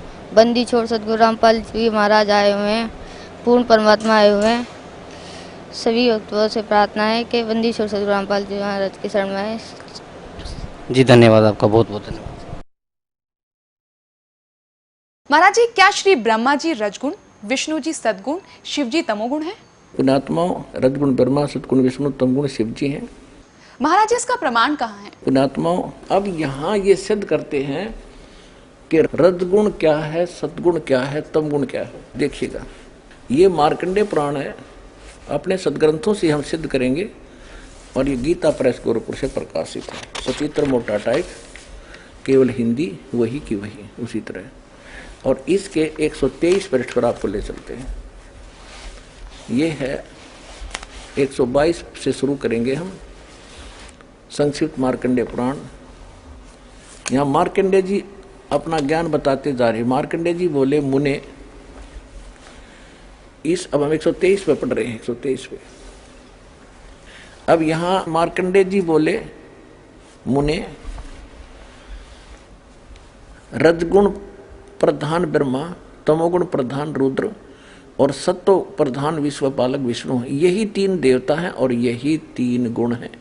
परमेश्वर ने 600 वर्ष पहले कहा था, गुण तीनों की भक्ति में ये भूल पड़ो संसारे, कह कबीर निज नाम बिना कैसे उतरो पार। 3 देव की जो करते भक्ति, उनकी को देना हो वह मुक्ति। सिद्ध होगा रजगुण ब्रह्मा, सतगुण विष्णु और तमगुण शिव जी, यही 3 देवता और यही 3 गुण भी कहे जाते हैं। और कंसेप्ट क्लियर करते हैं, देखिएगा। यह है श्रीमद् देवी भागवत, इसमें संस्कृत भी साथ है। ये है अथ देवी भागवतम सभाष्टीकम समात्यम खेमरा श्री कृष्ण दास प्रकाशन मुंबई 4। इसके हम आपको तीसरे स्कंद में ले चलते हैं। ये देखिएगा, श्रीमद् देवी भागवते भाषा टीका युक्ते तृतीय स्कंध है प्रारंभते। यहाँ देखना, इसके ये प्रश्न नंबर 11 पे तीसरे स्कंद में, और अध्याय नंबर 5 का हम श्लोक नंबर 8वां पढ़ेंगे। 7वां समाप्त होता है। हे माता, शंकर भगवान कह रहे हैं, हे माता, यदि हमारे ऊपर सदा आप दयायुक्त हो तो हमको तमोगुण में किस प्रकार प्रदान किया, ब्रह्मा रजोगुण और हरि सत्वगुण युक्त किए, क्यों किए। अब संस्कृत भी देखेंगे, ये संस्कृत है। ये 7वां श्लोक समाप्त हुआ, 8वां प्रारंभ हुआ। यदि दाधर्मनान सदाम्बिके कथम अहम विहित, मैं क्यों बना दिया, क्यों उत्पन्न कर दिया तमोगुण और कमल से उत्पन्न होने वाले ब्रह्मा जी को रजोगुण संभव, रजोगुण क्यों उत्पन्न कर दिया। और सुविहित किमो सतोगुणो हरि, विष्णु को आपने सतोगुण क्यों बना दिया। इति सिद्धम रजगुण ब्रह्मा सतगुण विष्णु तमगुण शिव जी। और इस गीता प्रेस गोरखपुर से प्रकाशित श्री देवी भागवत के तीसरे स्कंद से और क्लियर कर देते हैं। सचित्र मोटा टाइप, केवल हिंदी, और गीता इसके संपादक हनुमान प्रसाद पोदार, चिमनलाल गोस्वामी, और ये यहाँ से प्रकाशित है। इसके तीसरे स्कंद पर आपको थोड़ा सा पढ़ाते हैं। 123 पृष्ठ पे तीसरा स्कंद। विष्णु जी कह रहे हैं, तुम शुद्ध स्वरूपा हो, ये सारा संसार तुम इसे उद्भासित हो रहा है अपनी माता दुर्गा के बारे में।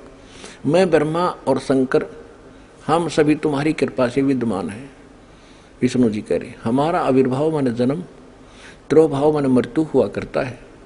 केवल तुम ही नित्य हो, जगत जननी हो, प्रकृति और सनातनी देवी हो। शंकर भगवान बोले, देवी यदि महाभाग विष्णु तुमसे उत्पन्न हुए हैं, प्रकट हुए हैं, तो उनके बाद उत्पन्न होने वाले ब्रह्मा भी तुम्हारे पालक हुए। फिर मैं तमोगुण लीला करने वाला तमोगुणी लीला करने वाला शंकर क्या तुम्हारी संतान नहीं हुआ। अर्थात मुझे भी उत्पन्न करने वाली तुम ही हो शिवे। संपूर्ण संसार की सृष्टि करने में तुम बड़ी चतुर हो।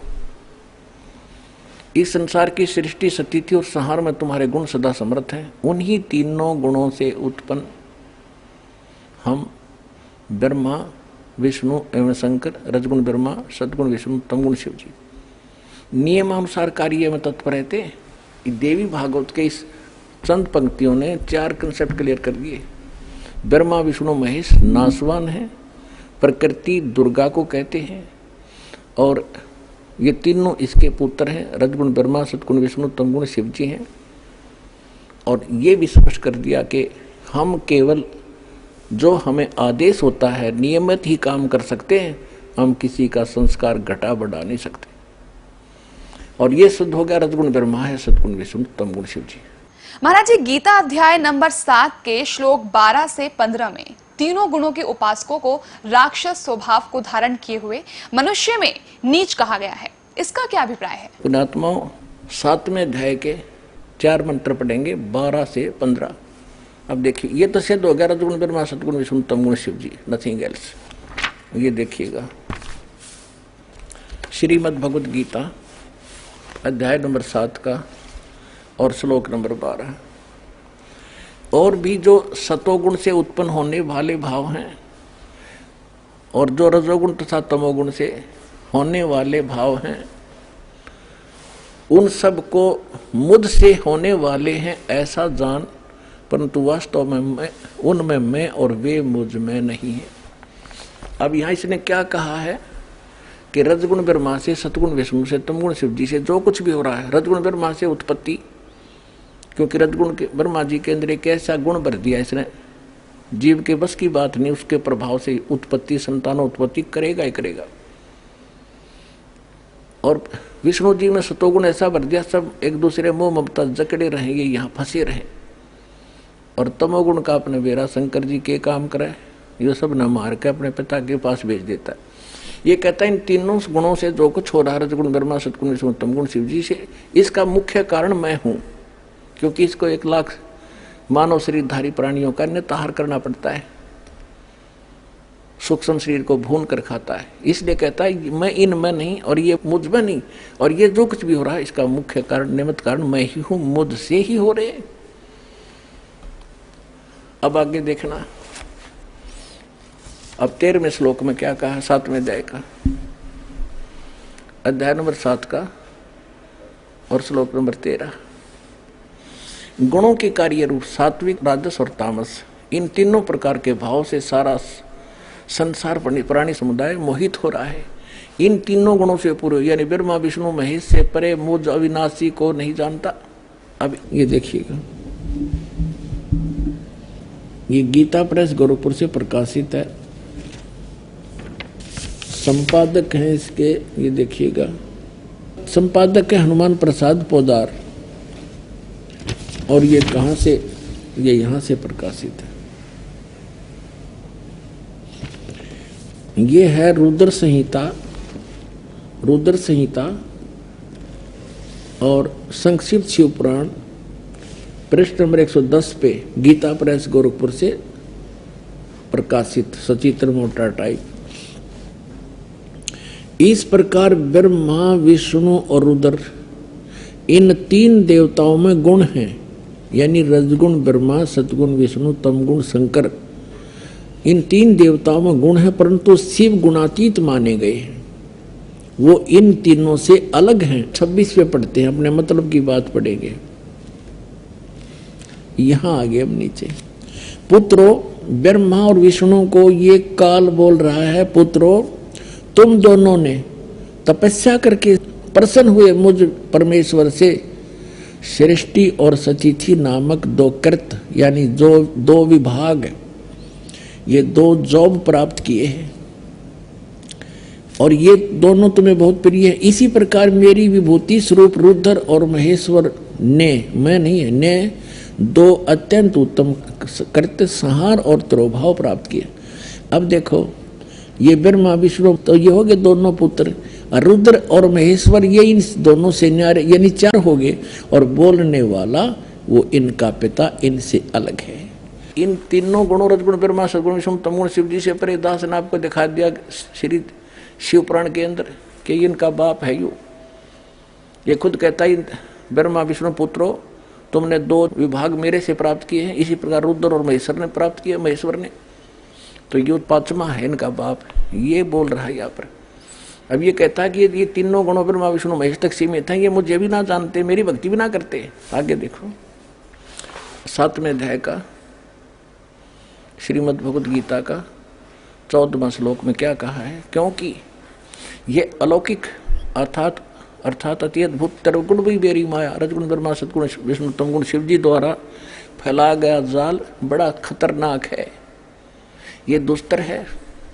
और जो पुरुष मुझ को भजते हैं, यानी ब्रह्म साधना करते हैं, वो इनसे ऊपर उठ जाते हैं, माया को उल्लंघन कर जाते, यानी ब्रह्मा विष्णु महेश की साधना करने वाले ब्रह्मा लोक, विष्णु लोक, शिवलोक में जाएंगे, उनका कम समय होता है, और जो ब्रह्म की साधना करता ब्रह्म लोक में जाता उसका समय ज्यादा होता है, वहाँ सुख भी ज्यादा उस ब्रह्म लोक में, लेकिन वह पुंजेब कटती है अपनी ही, और पूंजी समाप्त होते ही, पुण्य खत्म होते ही फिर वापस 83 लाख योनियों में आना ही पड़ता है। तो ये तो इनका प्रोसेस है, ये कभी समाप्त नहीं हो सकता। और फिर इसलिए ये कह रहा है कि उस परमेश्वर की शरण में जा, जहाँ जाने के बाद फिर लौटकर संसार में कभी नहीं आते। तत्वदर्शी संत बताओगे, मैं नहीं जानता उस मेथड को, वो तरीका वो बताओगे, वो ज्ञान वो बताओगे। तो ये रामपाल दास है वो तत्वदर्शी संत, सारा दाना दाना गिनवा दिया।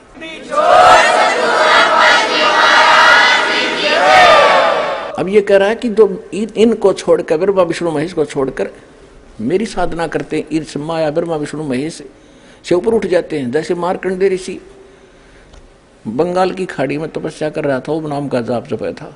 जब इंद्र उसके पास गया तो उसने यही कहा था कि इंद्र, ये इंद्र की पदवी छोड़ दे और अब मैं बताऊंगा साधना, ब्रह्मलोक की साधना कर ले। तो कहते एक आधा व्यक्ति मेरी साधना भी ना करते, अगर मेरी साधना करे तो इन ब्रह्मा विष्णु महेश वाले सुख से ज्यादा लाभ मिल जाए। अब ये क्या कह रहा है कि अब देखो श्रीमद् भगवद गीता अध्याय नंबर 7 का हम श्लोक नंबर 14 पढ़ा है। क्योंकि यह अलौकिक अर्थात अति अद्भुत त्रिगुण में मेरी माया ब्रह्मा विष्णु महेश के द्वारा फैलाया हुआ जाल बड़ा खतरनाक है, दुस्तर है। जो पुरुष मुझको यानी ब्रह्म की साधना करते ये इनसे ऊपर उठ जाते हैं, तर जाते हैं। 15वें श्लोक में कहा कि माया के द्वारा जिनका ज्ञान हरा जा चुका है, ओए जो ब्रह्मा विष्णु महेश से ऊपर किसी की जिसकी बुद्धि उठती नहीं, वहीं तक सीमित है जिनका ज्ञान, वो असुर स्वभाव राक्षस स्वभाव को धारण किए हुए मनुष्यों में नीच और दूषित कर्म करने वाले मूढ़ लोग मूर्ख मुझको नहीं भजते। पुण्यात्माओं, इस गीता की पढ़न मात्र से मोक्ष बताया करते, इसमें लिखे मात्र कराएंगे जब होगा मोक्ष तय। जो इसमें लिखा है ऐसे करेंगे तभी मोक्ष होगा। उसकी जानकारी आपको दी जा रही है कि इसमें ये लिखा है ऐसे करना चाहिए, 2 अक्षर की बात है, वह निर्णय। अब हम क्या बताया है कि ब्रह्मा विष्णु महेश की पूजा करने साधना करने वालों को राक्षस स्वभाव को धारण किया, मनुष्यों में नीच बुरे कर्म करनिया करने वाला, दूषित कर्म करने वाला मूर्ख क्यों कहा, ये थोड़ा संक्षेप में बताएंगे। जैसे हिरण्यकशिपु ने ब्रह्मा जी की उपासना की थी, विष्णु जी का दुश्मन मानना था अपने आप में, और ब्राह्मण भगत था, ब्राह्मण था, लेकिन कर्म से राक्षस, कर्म से ब्राह्मण होता है। कहते हैं हिरण्याकुश छाती तड़वाई और ब्राह्मण बाणा और कर्म कसाई। ब्रह्मा जी की भक्ति करी, वरदान पा लिया, सुबह मरू ना शाम मरू, फलान मरू ना दकड़ मरू। अपने पुत्र प्रहलाद का दुश्मन हो गया, वो भगवान की भक्ति करता था, अंत में राक्षस कहलाया और कुत्ते वाली मौत मारा गया, पाड़ के फेंक दिया उसको पेट से। तो हुआ रजगुण का उपासक राक्षस कहलाया और कुत्ते वाली मौत मरा। फिर तमोगुण के उपासक थे श्री, जैसे तमोगुण शंकर भगवान के उपासक थे एक रावण, श्रीलंका के राजा। और रावण जैसी भक्ति थे शिव के उपासक 7 जन्म नहीं कर सकते, चले यहां से काट के समर्पित कर दिया अपने देव के चरणों में। वर्क डन ये भगवान दे सकते हैं, उसका शरीर फिर दे दिया न्यू का न्यू, क्योंकि उसके सांस शेष थे, आयु शेष थी। ये आयु नहीं बढ़ा सकते, आयु केवल कबीर परमात्मा बढ़ा सकते हैं, परम अक्षर ब्रह्म बढ़ा सकते हैं। इससे खुश होकर शंकर भगवान ने उसको रिद्धि सिद्धि दे दी, फूल गया, राक्षस कहलाया और कुत्ते वाली मौत मारा गया। ये सर्वविदित है। कैसी बुद्धि भ्रष्ट हुई इसकी, पराई स्त्री को उठा लिया, शर्म नहीं आया सूरवीर होकर पराई स्त्री को उठावे, और फिर कैसे उसकी दुर्गति को प्राप्त हुआ। तो राक्षस था, 100 जोटियां का मांस खा जाया करता, 100 दारू के मटके, शराब के मटके पिया करता, खाकता फिर वो। तो कहते हैं तीनों गुणों की जो पूजा करते हैं उनकी बुद्धि ठिकाना आ ही नहीं सकती, वो राक्षस स्वभाव को धारण किए मनुष्यों में नीच दूषित कर्म करने वाले मूर्ख। भस्मागिरी नाम के एक तपस्वी थे, भगवान शंकर के उपासक। ये गिरी, पुरी, नागा, नाथ, कनपाड़े, ये सारे जो है शंकर जी के उपासक होते हैं। एक भस्मागिरी नाम का तपस्वी और भगवान शंकर के महल के सामने कैलाश पर्वत पे ऊपर न पैर नीचे न सिर करके भक्ति करने लग गया। 12 वर्ष तक खड़ा रहा। एक दिन पार्वती जी ने कहा कि आप तो भगवान हो, देवताओं के देव हो, महादेव हो, सक्षम हो, समर्थ हो, आपका बच्चा क्या मांगता है पुजारी, दे दो इसको, उठाओ यहाँ से। भगवान शंकर ने कहा कि बोल भाई क्या मांगता है। भस्मागिरी भस्मागिरी ने कहा कि भगवान ऐसे नहीं मांगूंगा, पहले वचनबद्ध हो जाओ। भगवान शंकर ने कहा ठीक है, मैं वचनबद्ध हो गया, खड़ा हो गया। फिर आप अपना भस्म कड़ा दे दो, जो हाथ में पैर रखा था उसमें शक्ति थी कि किसी के सिर पे ऊपर न्यू कर दे भस्म, वो खत्म हो जाता था, जल जाता था, राख बन जाती थी। और भस्मागिरी के मन में क्या दोष था, भगवान शंकर का उपासक, कि भस्म कड़ा प्राप्त करके, और पार्वती पे आसक्त था वो। पार्वती ने पत्नी बनाऊंगा और इस शंकर न मारूंगा। और इसको अमंत्रियामी कहा करते शंकर भगवान ने। खाकंतरियामी था, इसको दिखे को बदले कर बैठा सामने, उसे आप अपना दुश्मन पाड़ दिया, निकाल कर भस्म कड़ा दे दिया, ले भाई ले जा। अगले शंकर बोले होशियार, इसलिए मैंने यह साधना करी थी, तुझे मारूंगा और इसको अपनी पत्नी बनाऊंगा। हा हा हा हो गया राक्षस। आग आग भगवान और पीछे पीछे पुजारी, जाख काट उठा।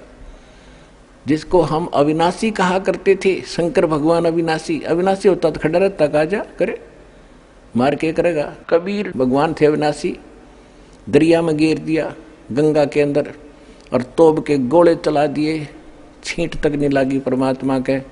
शेख तकी ने 10 टुकड़े कर दिए थे मालिक के रात ने, शरीर के तलवारों से गुंडे ले जाकर, और चलन लगे। जब खड़े हो गए परमात्मा और कहा शेख तकी आजा, चाय पानी पी के जाइए।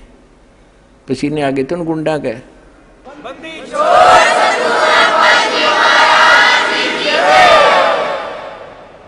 तो शंकर भगवान आगे आगे और उसका पुजारी पीछे पीछे, जा खखाट उठा, टैर बाजता था शंकर भगवान का।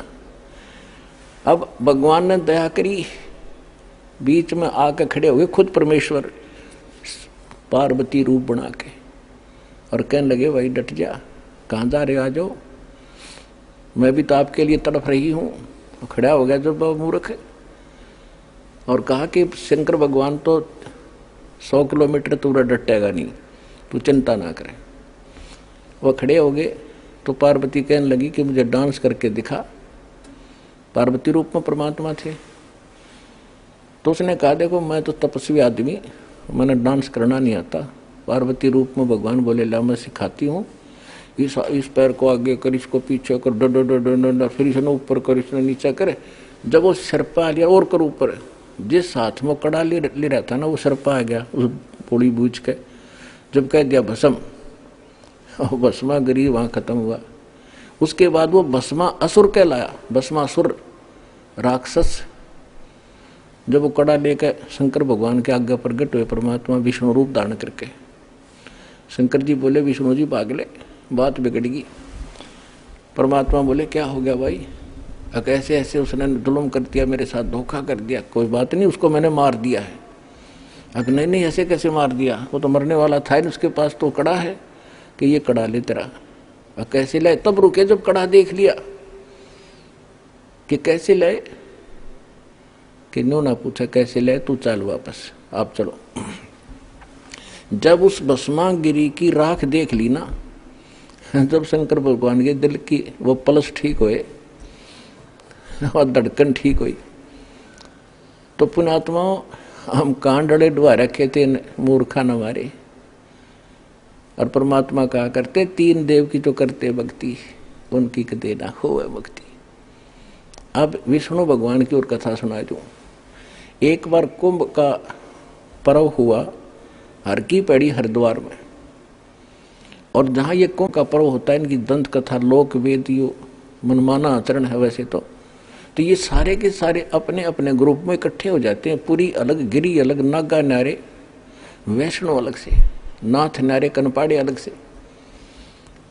तो ऐसे ही उस दिन नागा अपने ग्रुप में, विष्णु अपने, वैष्णो अपने, विष्णु के उपासक वैष्णो कहलाते। और सभी जिस दिन वो पर भी लगनी थी, स्नान करना था, सबसे पहले नागा पहुंच गए हर की पैड़ियों पे। 10-15 हजार थे वे। पीछे से वैष्णो साधु का ग्रुप आ गया, विष्णु जी के उपासक सतोगुण के। उन्होंने नागाओं से कहा कि नागाओं, जो शिव के उपासक थे तमोगुण के, कि तुम पहले स्नान नहीं करोगे, हम सर्वश्रेष्ठ हैं, विष्णु जी के उपासक हैं, हम प्रथम स्नान करेंगे। नागा कहने लगे नहीं, हम सर्वश्रेष्ठ हैं, हम त्यागी और बैरागी, हम वस्त्र भी नहीं रखते तन पे, हम प्रथम स्नान करेंगे। तो वैष्णव साधुओं ने अब शब्द बोल दिए उनको कि तुम काहे के श्रेष्ठ हो, पशु की तरह नंगे फिरते हो, टट्टी के हाथ भी नहीं धोते, शर्ट फेड़ो, राख लपेटे रहते हो शरीर के ऊपर, आज तुम स्नान करने वाले होगे, प्रथम हम स्नान करेंगे। इसी बात पर उनका झगड़ा हो गया, कत्लेआम कर डाला उन्हें। 25,000 वो शिव, ये त्रिगुण उपासक, ये ब्रह्मा विष्णु महेश के उपासक कट कर मर गए, कत्लेआम कर दिया 25,000। गंगा का पानी लाल कर दिया, वहां 100 बहा दी। तो सूक्ष्म वेद में कहा कि तीर तुपक तलवार कटारी, तीर तुपक तलवार कटारी, ये दर दर जोर बधावे हैं, और हर पैड़ी हर हेत ना जाना, वहां जाते एक जलावे हैं। देखो, कहते हर की पैड़ी कहो, भगवान का घाट स्थान बताते हो, और भगवान के घाट पर तुमने कत्लेआम कर दिया, तुम अकल है तुम्हारे अंदर? हर पैड़ी हर हेत नहीं जाना, भगवान में प्रेम नहीं तुम्हारा, और वहां जा तेग चलावे हैं और काटे शीश नहीं दिल करुणा, करुणा माने दया नहीं दुष्टों के, और ये जग में साधकवावे हैं। और जो जन इनके दर्शन भी करने जावे, उन नबियों पाठ पढ़ावे हैं, उनको भी नरक पठावे। तो पुण्यात्माओं, इसलिए गीता अध्याय नंबर 7 के श्लोक नंबर 12 से लेकर 15 में कहा कि इन तीनों गुणों की जो पूजा करते हैं, ये राक्षस स्वभाव को धारण किए वे मनुष्यों में नीच दूषित कर्म करने वाले मूर्ख कहलाए हैं। 4 गाली इकट्ठी दे रखी गीता जी में। और वहां इतना चौड़ा रास्ता था हर की पैड़ी पे, और बैठ कर एक देखो, हम वैसे स्वाभाविक व्यक्ति भी कहीं स्नान कर रहा हो और कोई व्यक्ति आजा पाछे तक, मैं भी नहा लो, आजा आ जाओ आप भी नहा लो। आम आदमी से गिरा हुआ चरित्र इन लोगों का, और इनको साधु संत कहते हैं। तो इन तीनों गुणों के उपासक कहते राक्षस स्वभाव को धारण किए मनुष्यों में नीच दूषित कर्म करने वाले मूर्ख। तो इस प्रकार इनको 4 उपमा दी है। और पुण्यात्मा थारा तो भाग जाग गया, अपना कल्याण करवा लो।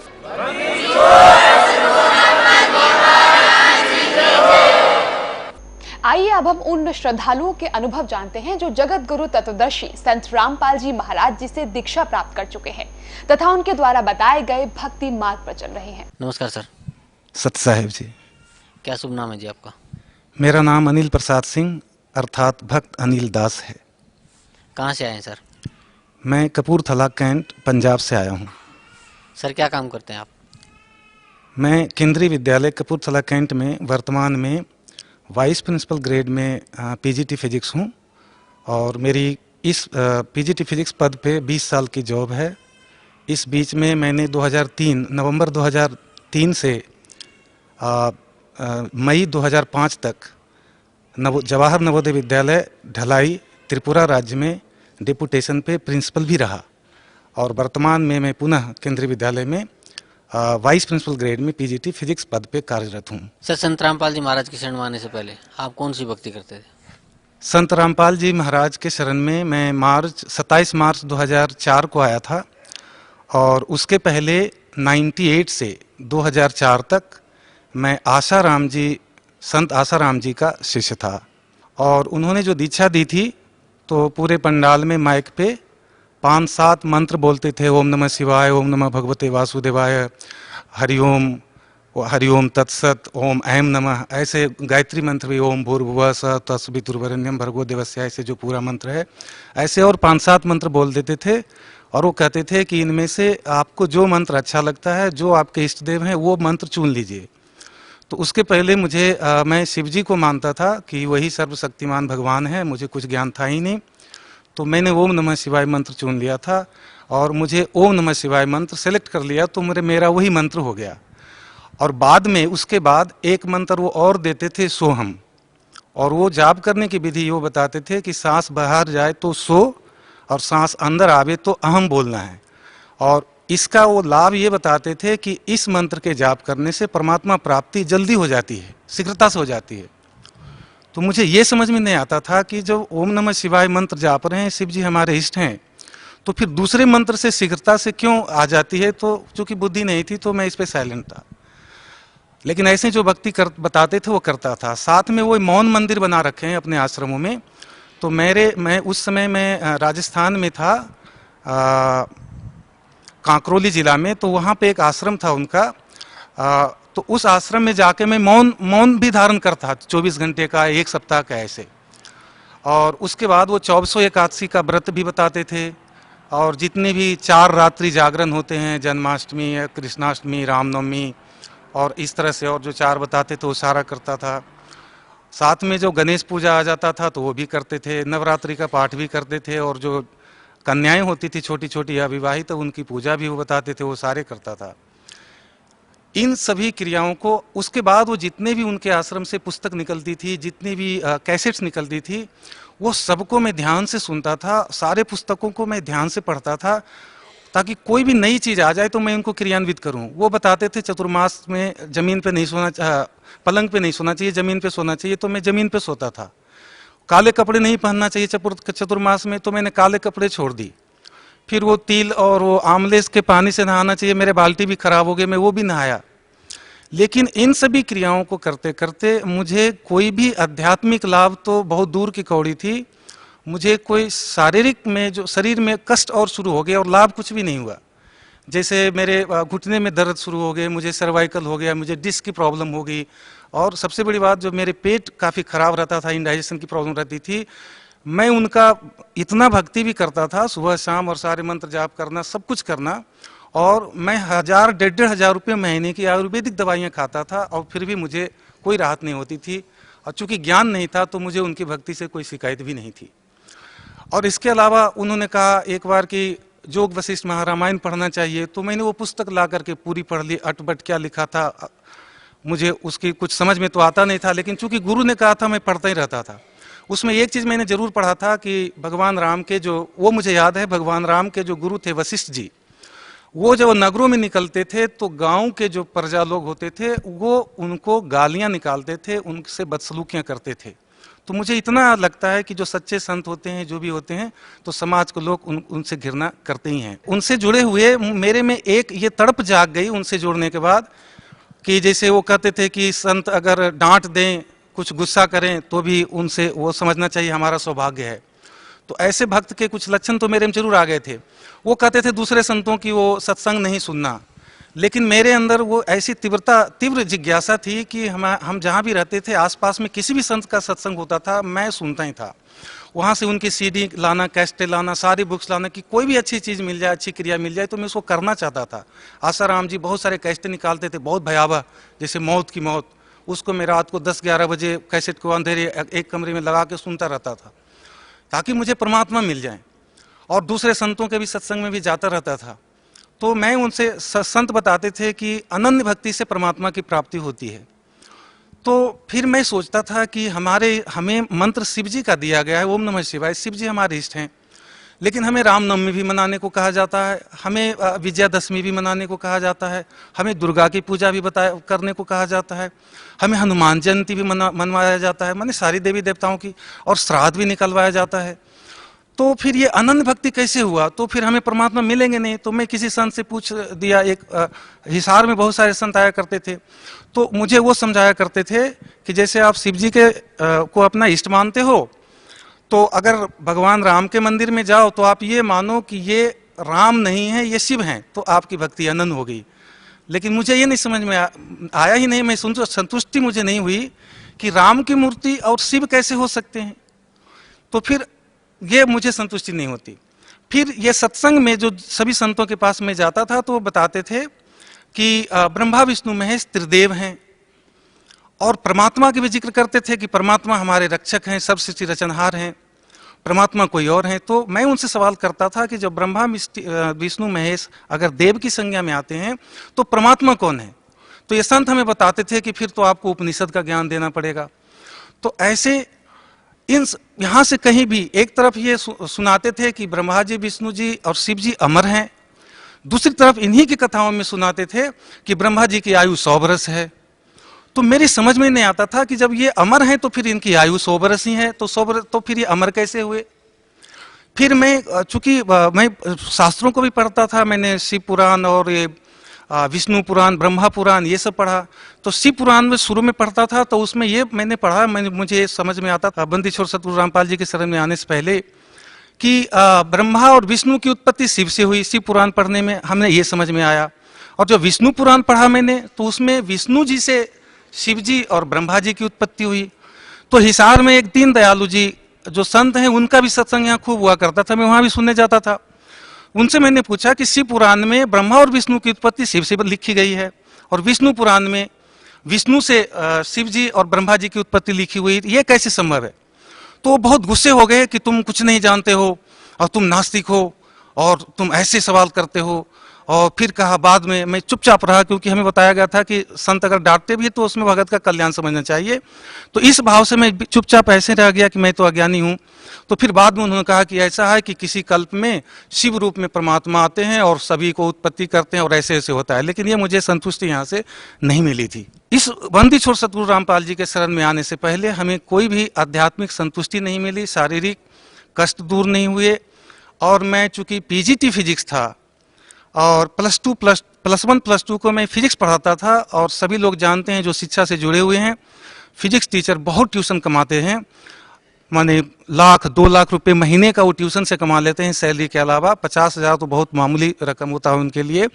तो उन दिनों मुझे लगता था कि मैं ज़्यादा से ज़्यादा ट्यूशन कमाऊं, मुझे ध्यान उधर ही रहता था। लेकिन जब मैं बंदी छोड़ सतगुरु रामपाल के शरण में आया तो मुझे उधर से माया से बिल्कुल मन हट गया। संत रामपाल जी महाराज की शरण में आने से पहले आप संत आसाराम जी महाराज से जुड़े हुए थे, और भी आप बता रहे थे कि भाई बहुत से संतों के पास गया, अपने प्रश्नों का हल ढूंढा। तो इस सिलसिले में आप और किन किन संतों से मिले? इस सिलसिले में मैं एक नाम तो मुझे याद नहीं है, आर्य समाज के एक से जुड़े हुए एक संत थे, तो उनका मैंने एक सत्संग सुना था कि श्री राम जो जपते हैं तो जब प्रलय होता है तो राम में 2 अक्षर हैं, रा और म, नष्ट हो जाता है ये। लेकिन जो ओम अक्षर है वो अविनाशी है और ओम की साधना करने से उसका मोक्ष होता है, तो वो जन्म मृत्यु से रहित होता है। तो इस बीच में अवधेशानंद जी का भी सत्संग हिसार में बार बार हुआ करता था। उन दिनों में 2004 से पहले तक उस तक मैं हिसार में मेरी पोस्टिंग थी। 2003 के जनवरी, फरवरी या मार्च में हमने, चूंकि उन दिनों जब मैं उनसे जुड़ा हुआ था तो सभी संतों का सत्संग भी सुनता था, और टीवी चैनल पे जितने भी संतों के सत्संग आते थे, जितना मुझे समय मिलता था मैं खूब सुनता रहता था। और किसी दिन छुट्टी होती थी तो लाइव सत्संग जो संतों के आते थे वो मैं बैठ जाता था। एक दिन शाम को मैं चैनल को छेड़ते छेड़ते मैं ऐसे चैनल लग गया जो बंदी छोड़ सतगुरु रामपाल जी महाराज जी का उस पर सत्संग आ रहा था। तो ये गीता जी को खोल के वहाँ से अनुवाद बता रहे थे, और उसके पहले मैंने जो सत्संग जितने भी सुने थे वो कहानी टाइप के सुनाते थे, कोई पुस्तक का आधार नहीं था। तो पहले तो मेरी ये प्रतिक्रिया रही कि ये कैसे संत हैं, ये तो पुस्तक देख के सुना रहे हैं। क्योंकि मैं टीचर था, मैं बिना पुस्तक पढ़े देखे ही फिजिक्स को क्लास में पढ़ाता हूँ, प्लस 1 प्लस 2 का पढ़ाता था। तो फिर भी चूंकि मुझे सत्संग सुनने की आदत थी तो मैं ध्यान से सुनने लगा। तो बंदी छोड़ सतगुरु रामपाल जी उस समय एक श्लोक, गीता जी के एक श्लोक सुना रहे थे, पढ़ के बता रहे थे गीता जी को, गोरखपुर से जो प्रकाशित है। और उसमें ये बता रहे थे, वो पढ़ के सुना रहे थे कि रजगुण, तमगुण और सतगुण प्रकृति से उत्पन्न तीनों गुण जीवात्मा को शरीर में बांधते हैं, अर्थात उनको बंधन में रखते हैं, मोक्ष मुक्त नहीं होने देते। फिर उन्होंने दैवी भागवत पुराण निकाल के उन्होंने पेज नंबर 123 पे उन्होंने बताया कि वो रजगुण, तमगुण, सतगुण, ये जो रजगुण ब्रह्मा जी हैं और तमोगुण शिव जी हैं और सतगुण विष्णु जी हैं। और बाद में मार्कंडेय पुराण के 123 नंबर पृष्ठ पे भी उन्होंने बताया कि रजोगुण प्रधान ब्रह्मा जी हैं, सतोगुण प्रधान विष्णु जी हैं और तमोगुण प्रधान शिव जी हैं। ये 3 ही देवता हैं, ब्रह्मा विष्णु महेश, और 3 ही गुण हैं, रजगुण, तमगुण और सतगुण। तो उन्होंने इस तरह से वहां से कॉन्सेप्ट क्लियर किया कि रजगुण, तमगुण, सतगुण ये कोड वर्ड है और इसको तत्वदर्शी संत ही विश्लेषण कर सकता है। और गीता जी में ये जो रजगुण, तमगुण, सतगुण का मतलब ब्रह्मा, विष्णु, महेश है। तो मुझे बहुत उत्सुकता हुई, मैं टीचर भी था, मैं फिजिक्स का टीचर हूँ, कि आगे और क्या बताएंगे, ये ज्ञान हमने पहले कभी सुना नहीं था। तो उसके बाद उन्होंने फिर समझाया, इस बात को एक्सप्लेन किया कि ये कैसे जीवात्मा को शरीर में बांधते हैं। जैसे मनुष्य जीवन में भक्ति किया या नहीं किया, मृत्यु हो गई, ब्रह्मा, विष्णु, महेश इन तीनों गुणों की पूजा की तो मृत्यु होगी। तो चूंकि ये शास्त्रानुकूल भक्ति नहीं है, तो इनकी मृत्यु होने के बाद अगर मान लो मेरे पिछले पुण्य ज्यादा हैं, तो फिर मनुष्य जीवन मिल जाएगा। फिर भक्ति करेंगे या नहीं करेंगे, फिर कुत्ते बन गए तो कुत्ते के शरीर मिल जाएंगे, फिर गधे की, फिर बिल्ली की, फिर 84 लाख योनियों में जाएंगे। अर्थात एक शरीर से दूसरे शरीर में आत्मा जाती रहेगी और ये पूर्ण मोक्ष को प्राप्त नहीं होगी। और उन्होंने एक श्लोक और बताया था कि ब्रह्मा भी, उसमें जो श्लोक गीता जी अध्याय नंबर 7 के मंत्र 12 से 15 तक में विश्लेषण कर रहे थे कि माया के द्वारा जिनका ज्ञान हरा जा चुका है, मनुष्यों में नीच मूर्ख लोग, दुष्कृतिन दुष्कर्म करने वाले लोग मुझको भी नहीं भजते। तो उनको माया मतलब त्रिगुण माया होती है, रजगुण, तमगुण, सतगुण। तो गुरु जी ने विश्लेषण कर रहे थे कि जो ये तीनों देव की भक्ति करते हैं, वो उस गीता ज्ञानदाता भगवान की भी भक्ति नहीं करते हैं। सर, संत रामपाल जी महाराज की शरण में कैसे आए?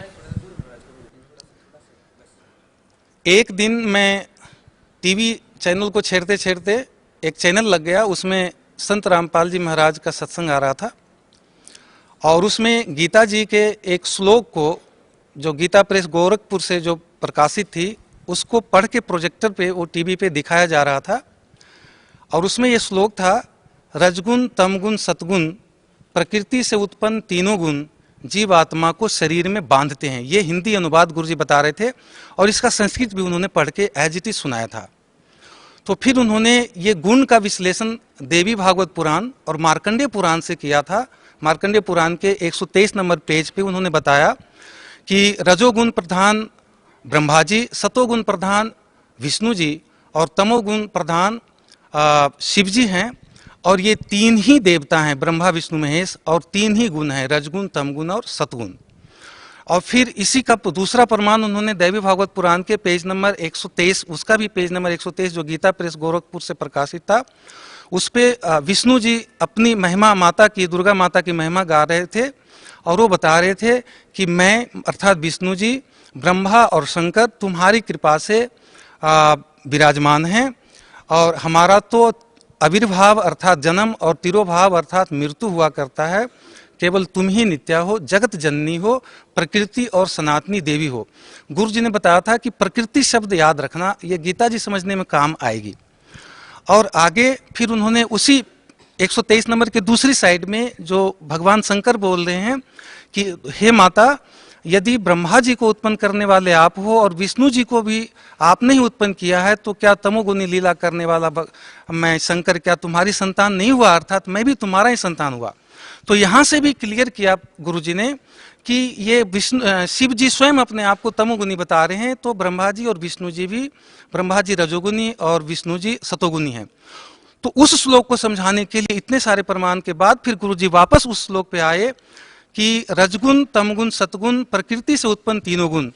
प्रकृति वहां दुर्गा को कहा गया था, इसका मतलब दुर्गा से उत्पन्न ब्रह्मा, विष्णु, महेश और जीव आत्मा को शरीर में बांधते हैं, मतलब हम सभी जीवात्मा को मुक्त नहीं होने देते। उन्होंने गुरु जी ने समझाया था कि जैसे मनुष्य जीवन समाप्त हो जाएगा, हमारे पुण्य नहीं है तो हम पशु बन जाएंगे, पक्षी बन जाएंगे, किसी और योनि में चले जाएंगे, ज्यादा पुण्य है तो देवता बन जाएंगे।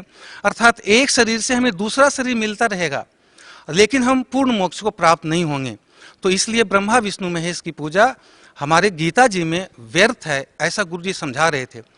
ये श्लोक सुन के, चूंकि उन दिनों में आसाराम जी से दीक्षित था और मेरा मंत्र ओम नमः शिवाय था और शिव जी मेरे इष्ट थे, तो पहली बार जो ये सुना, और उसके पहले दीनदयालु जी ने बताया था, क्योंकि मैं उसके पहले मैं सभी संतों के सत्संग में जाया करता था, तो दीनदयालु जी का सत्संग जो हिसार में हुआ करता था, कई बार मैंने सुने थे। तो उन्होंने कहा था कि साधकों को गीता का, भगवत गीता का, श्रीमद् भगवत गीता का पाठ करना चाहिए, कम से कम 1 अध्याय रोज।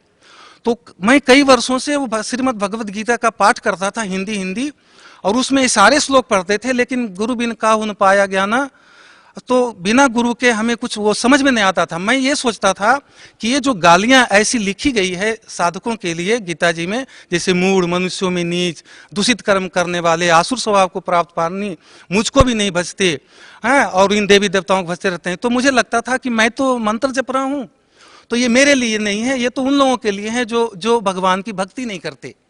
लेकिन बाद में पता चला कि जो इन तीनों देवताओं की भक्ति करते, बंदी छोड़ सदगुरु रामपाल जी महाराज की कृपा से पता चला कि ये उनके लिए बात थी। तो मैं, चूंकि उसके पहले शिव जी का भक्त था, शिव जी मेरे इष्ट देव थे और ओम नमः शिवाय मंत्र जापता था, और जो गुरु जी ने ये समझाया कि इन देवताओं की पूजा करने वाले को मोक्ष नहीं होते और इनको राक्षस स्वभाव को कहा गया है, तो मुझे लगा कि मेरा सिर फट जाएगा। मुझे लगा कि ये गीता जी हैं और गीता जी पर मुझे पूरा विश्वास था, क्योंकि मैं बिहार स्टेट से बिलोंग करता हूं और मेरे गांव में जब कोई मरता था व्यक्ति, तो मरते हुए व्यक्ति को मैं ये सुनता था, बचपन में भी देखा था कि उनको गीता जी का कोई श्लोक पढ़ के सुना दो, ऐसा कि उससे उसकी मुक्ति हो जाएगी। तो उस दृष्टि से भी, और इधर कई वर्षों से मैं गीता जी का पाठ करता था, तो इससे गीता जी के श्लोक पे और गीता जी पे जो ग्रंथ हैं उस पे मुझे पूरा विश्वास था। तो गुरु जी ने जो भी समझाया और उन्होंने श्लोक उन्होंने दिखाया, मुझे पूरा विश्वास हो गया कि ये बात बिल्कुल सच्ची है। लेकिन मेरी बुद्धि इतनी काम नहीं करी कि इस संत जी का एड्रेस ढूंढना चाहिए, इनके पास जाना चाहिए, इनका कल्याण करवाना चाहिए। लेकिन उस भक्ति की जो पहले कर रहा था मैं छोड़ भी नहीं पा रहा था, इनको ढूंढने की मेरी बुद्धि काम नहीं की कि इनको ढूंढना चाहिए था। इस बीच में मेरी जो आर्य समाज के एक संत थे, वो वहाँ हिसार में सत्संग कर रहे थे, तो मैं उनके सत्संग में भी चला गया। वो योगा ज़्यादा सिखाते थे, आसन प्राणायाम आदि, कि शरीर स्वस्थ रहेगा, और थोड़ा बहुत प्रवचन करते थे, ध्यान करवाते थे, ऐसे अटबट बोल करके। और एक बात जो उन्होंने कही थी जो मेरे दिमाग को फिर वहाँ से झंकृत कर दिया था, कि जब प्रलय होता है तो जो राम जपते हैं, तो राम में 2 अक्षर है, रा और म, वो विलीन हो जाता है, नष्ट हो जाता है, उसके साधक भी विनाश को प्राप्त हो जाते हैं। लेकिन ओम 1 अक्षर है और इसका खंड नहीं होता, और ये प्रलय काल में भी जो इसकी भक्ति करते हैं उसका नाश नहीं होता। तो मेरे दिमाग में और हो गया कि अब ये ओम को बता रहे हैं, राम गलत बता रहे हैं, और वो संत जी तो जो थे बंदी छोड़ रामपाल जी महाराज, उनसे मैं जुड़ा नहीं था। वो ब्रह्मा विष्णु महेश जी की सेवा भी व्यर्थ बता रहे हैं, लेकिन वो प्रमाणित है। तो इस बीच में वो और मेरे सिर दर्द हो गए, मैं और घबराहट में हो गया, मैं क्या करूं ना करूं, किससे पूछूं। तो इसी बीच में अवधेशानंद जी का भी वहाँ सत्संग हिसार में बार बार वहाँ प्रोग्राम लिया जाता है, मैं उनका सत्संग में भी गया। वो भागवत पे कथा करते थे, और उन दिनों में गया था तो श्री राम कथा पहली बार कह रहे थे, वो बीच बीच में बता रहे थे। तो मैं उनसे जाके ये सवाल पूछना चाहा कि कोई तो कहता है कि राम राम जपो, और कोई तो कहता है कि भाई राम में 2 अक्षर हैं, वो खंड हो जाएगा सृष्टि में और प्रलय हो जाएगा, तो 1 अक्षर मंत्र जो अविनाशी है उसका जाप करो। तो आप स्वामी जी आप बताइए कि हमें क्या करना चाहिए। तो मैं दंग रह गया। उनका जो अवधेशानंद जी का रिएक्शन, एक संत कहलाते हैं वो समाज में, आज तो मुझे तत्व ज्ञान हो गया, वो संत कहलाने लायक है नहीं, लेकिन उन दिनों तो मैं उन्हें संत मान रहा था, स्वामी जी मान रहा था। वो बहुत जोर से मेरे ऊपर गुस्सा किए और कहे तुम नास्तिक हो, तुम आर्य समाजी हो, तुम इस तरह के सवाल करते हो। तो मैं बिल्कुल स्टन रह गया कि मैंने क्या गलती करी, मैं तो मूर्ख हूं ही, अज्ञानी हूं ही। उन्होंने ये भी कहा था कि तुम अज्ञानी हो, मूर्ख हो, भ्रमित हो। तो मेरे मन में सोचा मैं तो भ्रमित हूं, तभी तो संतों के पास आ रहा हूं। और मैं चुपचाप बैठा रहा, और आसाराम जी की बताई वो बात मुझे याद आई कि संत अगर गुस्सा भी करें, डांट भी लगाएं, थप्पड़ भी लगाएं, तो अपना कल्याण समझना चाहिए और उनसे बकवाद नहीं करनी चाहिए, प्रतिवाद नहीं करनी चाहिए। तो वो बात मुझे याद आ गई। मैं चुपचाप ऐसे बैठा रहा हाथ जोड़ करके काफी देर तक, और उनका टीवी पत्रकार लोग इंटरव्यू ले रहे थे। तो थोड़ी देर के बाद उनको शायद लगा कि इसमें भगत के कुछ लक्षण हैं। उन्होंने कहा कि तुम्हारे क्या सवाल थे, आप ऊपर वाले कमरे में आना, मैं वहां बताऊंगा। तो मैं थोड़ी देर के बाद ऊपर वाले कमरे में गया। तो फिर ऊपर वाले कमरे में जाकर उन्होंने फिर ये बताया कि ऐसे तो 21 ब्रह्मा 21 विष्णु हैं, महेश हैं और 21 ब्रह्मांड हैं, लेकिन तुमको वो सब जानने की जरूरत नहीं है। तुम जो भी भक्ति कर रहे हो वो तुमको पूर्ण मोक्ष की प्राप्ति हो जाएगी, जैसे सारी नदियां समुद्र में मिल जाती है। लेकिन मेरी जिज्ञासा शांत नहीं हुई। मेरे मन में ये बात आई कि सिर्फ वो नदी समुद्र में मिलती है जाकर के जिसमें पूरा पानी हो, सालों भर पानी रहता हो, और जिस नदी में थोड़े पानी हो तो समुद्र जाने से पहले पहले सूख जाती है, वो नदी तो समुद्र में मिलती नहीं है। तो मुझे उनकी बातों से ये हुआ नहीं, और इस बीच में मेरी पोस्टिंग त्रिपुरा हो गई। मैं वहाँ डेपुटेशन पे प्रिंसिपल बन के चला गया। वहाँ से लगभग साल भर के बाद 2004 मार्च में मैं वापस आ रहा था। मेरी फैमिली हिसार में ही थी। तो बस में जो दिल्ली में मैं आया, दिल्ली में मैं बस में बैठा हुआ, तो पोस्टर में फिर बंदी छोड़ सतगुरु रामपाल जी का एक पोस्टर दिख गया। इनका पोस्टर, ये तो मैं भूल गया था इनकी बातें जो टीवी पे देखे थे, इनके ज्ञान को, और वो सारे संतों से मेरी चर्चा हुई थी उधर जाने के बाद, क्योंकि 8-9 महीना टाइम गुजर गया था। मेरा दिमाग एक बार फिर वो चकरा गया, और मेरे मन में ये बात आई कि कोई संत, सभी संत कहते हैं परमात्मा एक है, और एक परमात्मा की भक्ति से हमारा मोक्ष होगा, और सभी संत के इष्ट देव अलग अलग, सभी के मंत्र अलग, सभी की साधनाएं अलग, सभी की क्रियाएं अलग। ये सारे संत अगर सच्चे हैं और सभी अलग अलग क्रियाएं साधनाएं बता रहे हैं, तो इन सब को मिलकर के एक निर्णय क्यों नहीं निकाल लेते, और हम भक्त समाज को भ्रमित जो करने से बचा लेते। इन सबको चाहिए था कि एक निर्णय निकाल करके और एक रास्ता हमें देते, और ये मेरे दिमाग में आई थी, और मैं फिर परेशान हो गया था। और जब हिसार में आया तो गुरुजी का सत्संग था, और एक दिन का सत्संग मुझे सुनने को मिला। दिन में सुना तो चूंकि इनका सारा ज्ञान जो पहले सुन रखे थे उससे नया था और मेरी बुद्धि में नहीं आ रही थी। लेकिन शाम को, ये मेरा टर्निंग पॉइंट था लाइफ में, शाम को 27 मार्च 2004 को जब शाम के सत्संग में आया, तो उस समय गुरुजी प्रोजेक्टर पे ये बता रहे थे, अनुत्तम का अर्थ बताया उन्होंने।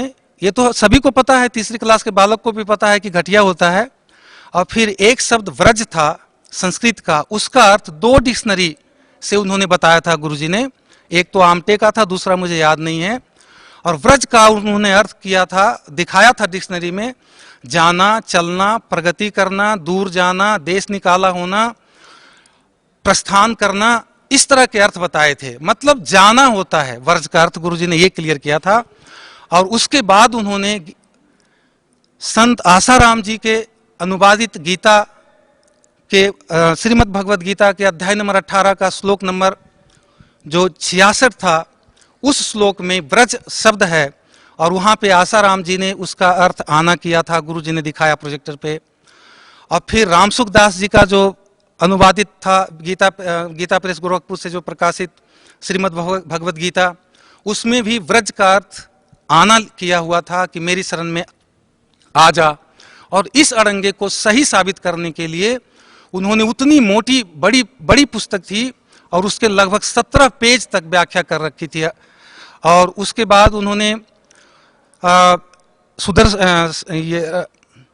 सुधांशु जी महाराज की अनुवादित पुस्तक में भी व्रज का अर्थ आना किया हुआ दिखाया गुरुजी ने।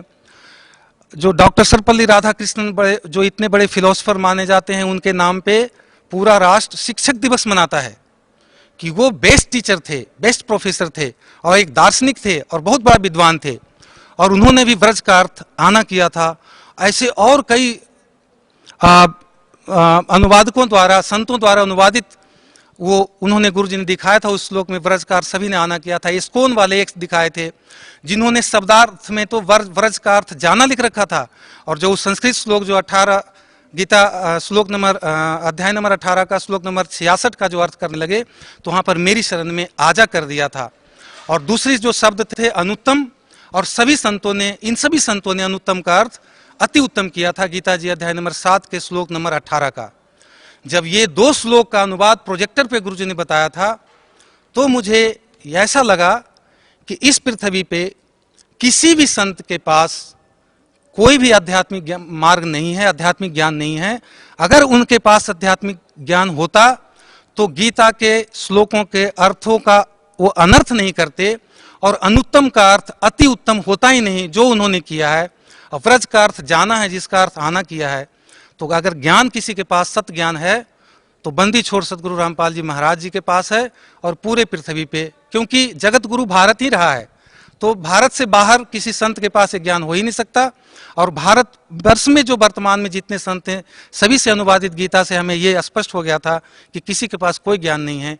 और मैं फिर उसी समय मैं नाम गुरुजी से ले लिया था, और मैं इतना सौभाग्यशाली था। आज मैं उस दिन को याद करके मैं भावुक हो जाता हूं।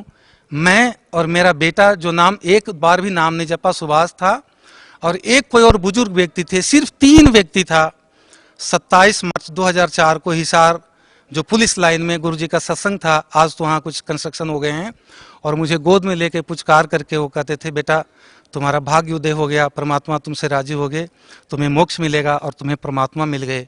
उन दिनों तो मुझे नहीं समझ में आता था, लेकिन आज मुझे लग रहा है कि सचमुच हमें परमात्मा मिल गए, और मेरा जीवन और मेरा जन्म, मनुष्य जन्म आज मैं सफल हो गया, और मैं धन्य हूँ कि मुझे इनसे जुड़ने का, बंदी छोड़ सतगुरु रामपाल जी महाराज जी से जुड़ने का वो शुभ अवसर 27 मार्च 2004 को प्राप्त हुआ। मेरा जन्म हुआ, वास्तविक रूप में मेरा जन्म हुआ। सर, संत रामपाल जी महाराज से नाम उपदेश लेने के बाद आपको क्या लाभ मिला? संत रामपाल जी के महाराज से नाम लेने के बाद इतने लाभ हुए जिसका वर्णन हम करने लग जाएं तो कई घंटों गुजर जाएगा। जैसे इनसे पहले मेरे घुटने में दर्द थे, मेरे को सर्वाइकल भी हो गया था उन पूजाओं को करते करते। मेरे को पेट की बहुत एक्यूट प्रॉब्लम था, और मैं घी पिछले 8-10 वर्षों से नहीं खाया था, और उस कारण से मेरे शरीर बिल्कुल सूखा सूखा जैसे हो गया था, बिल्कुल बहुत कमजोर हो गया था। और इनसे नाम लेने के बाद मैं घी भी खाने लगा, पचने भी लगा। मेरे घुटनों के दर्द, मेरे डिस्क की प्रॉब्लम थी, स्लिप डिस्क की प्रॉब्लम थी, ये सारे ठीक हो गए। और इस तरह से जो मैं पैसों के पीछे दौड़ता था, उनसे, जैसे आसाराम जी से नाम लिया हुआ था, तो उन दिनों मेरे अशांति रहती थी अंदर से, सुरक्षा नाम की कोई चीज नहीं थी, आत्मिक संतुष्टि नहीं थी। मैं हर संतों के पास दौड़ता था कि वहां से कुछ मिल जावे, वहां से कुछ मिल जावे, लेकिन फिर भी हमें संतुष्टि नहीं थी। अब इनसे नाम लेने के बाद मुझे संपूर्ण आत्मिक संतुष्टि भी मिली और शारीरिक सुख भी मिला, और सबसे बड़ी बात है कि हमें वो पूर्ण संत, तत्वदर्शी संत मिले, जिसके बारे में गीता जी अध्याय नंबर 4 के श्लोक नंबर 34 में कहा है कि उस तत्वदर्शी संत को दंडवत प्रणाम करो और सरलतापूर्वक प्रश्न पूछो, तब उस परमात्म तत्व को ज्ञान देंगे। और उसको प्राप्त करने के बाद जिसका बारे में गीता जी अध्याय नंबर 15 के श्लोक नंबर 4 में कहा है कि उस तत्वदर्शी संत मिलने के बाद उस परम पद की खोज करनी चाहिए, जिसमें गए हुए साधक पुनः लौटकर इस संसार में नहीं आते। तो मुझे वो विधि मिल गई, और मुझे वो संत मिल गए, और मुझे वो परमात्मा मिल गए। सर, भगत समाज को क्या संदेश देना चाहते हैं आप? मैं भगत समाज को यही संदेश देना चाहता हूं कि मनुष्य जीवन बहुत ही दुर्लभ है। सभी संतों ने मनुष्य जीवन की बहुत महिमा गाई है। सभी ने कहा है कि देवता लोग भी मनुष्य जीवन प्राप्त करने के लिए तरसते हैं। ये तो बंदी छोड़ सतगुरु रामपाल जी के शरण में आने से पहले भी वो अनाड़ी जो संत हैं, वो भी ये बात को बताते थे। और हम यहाँ की साधना करके स्वर्ग लोग जाना चाहते थे।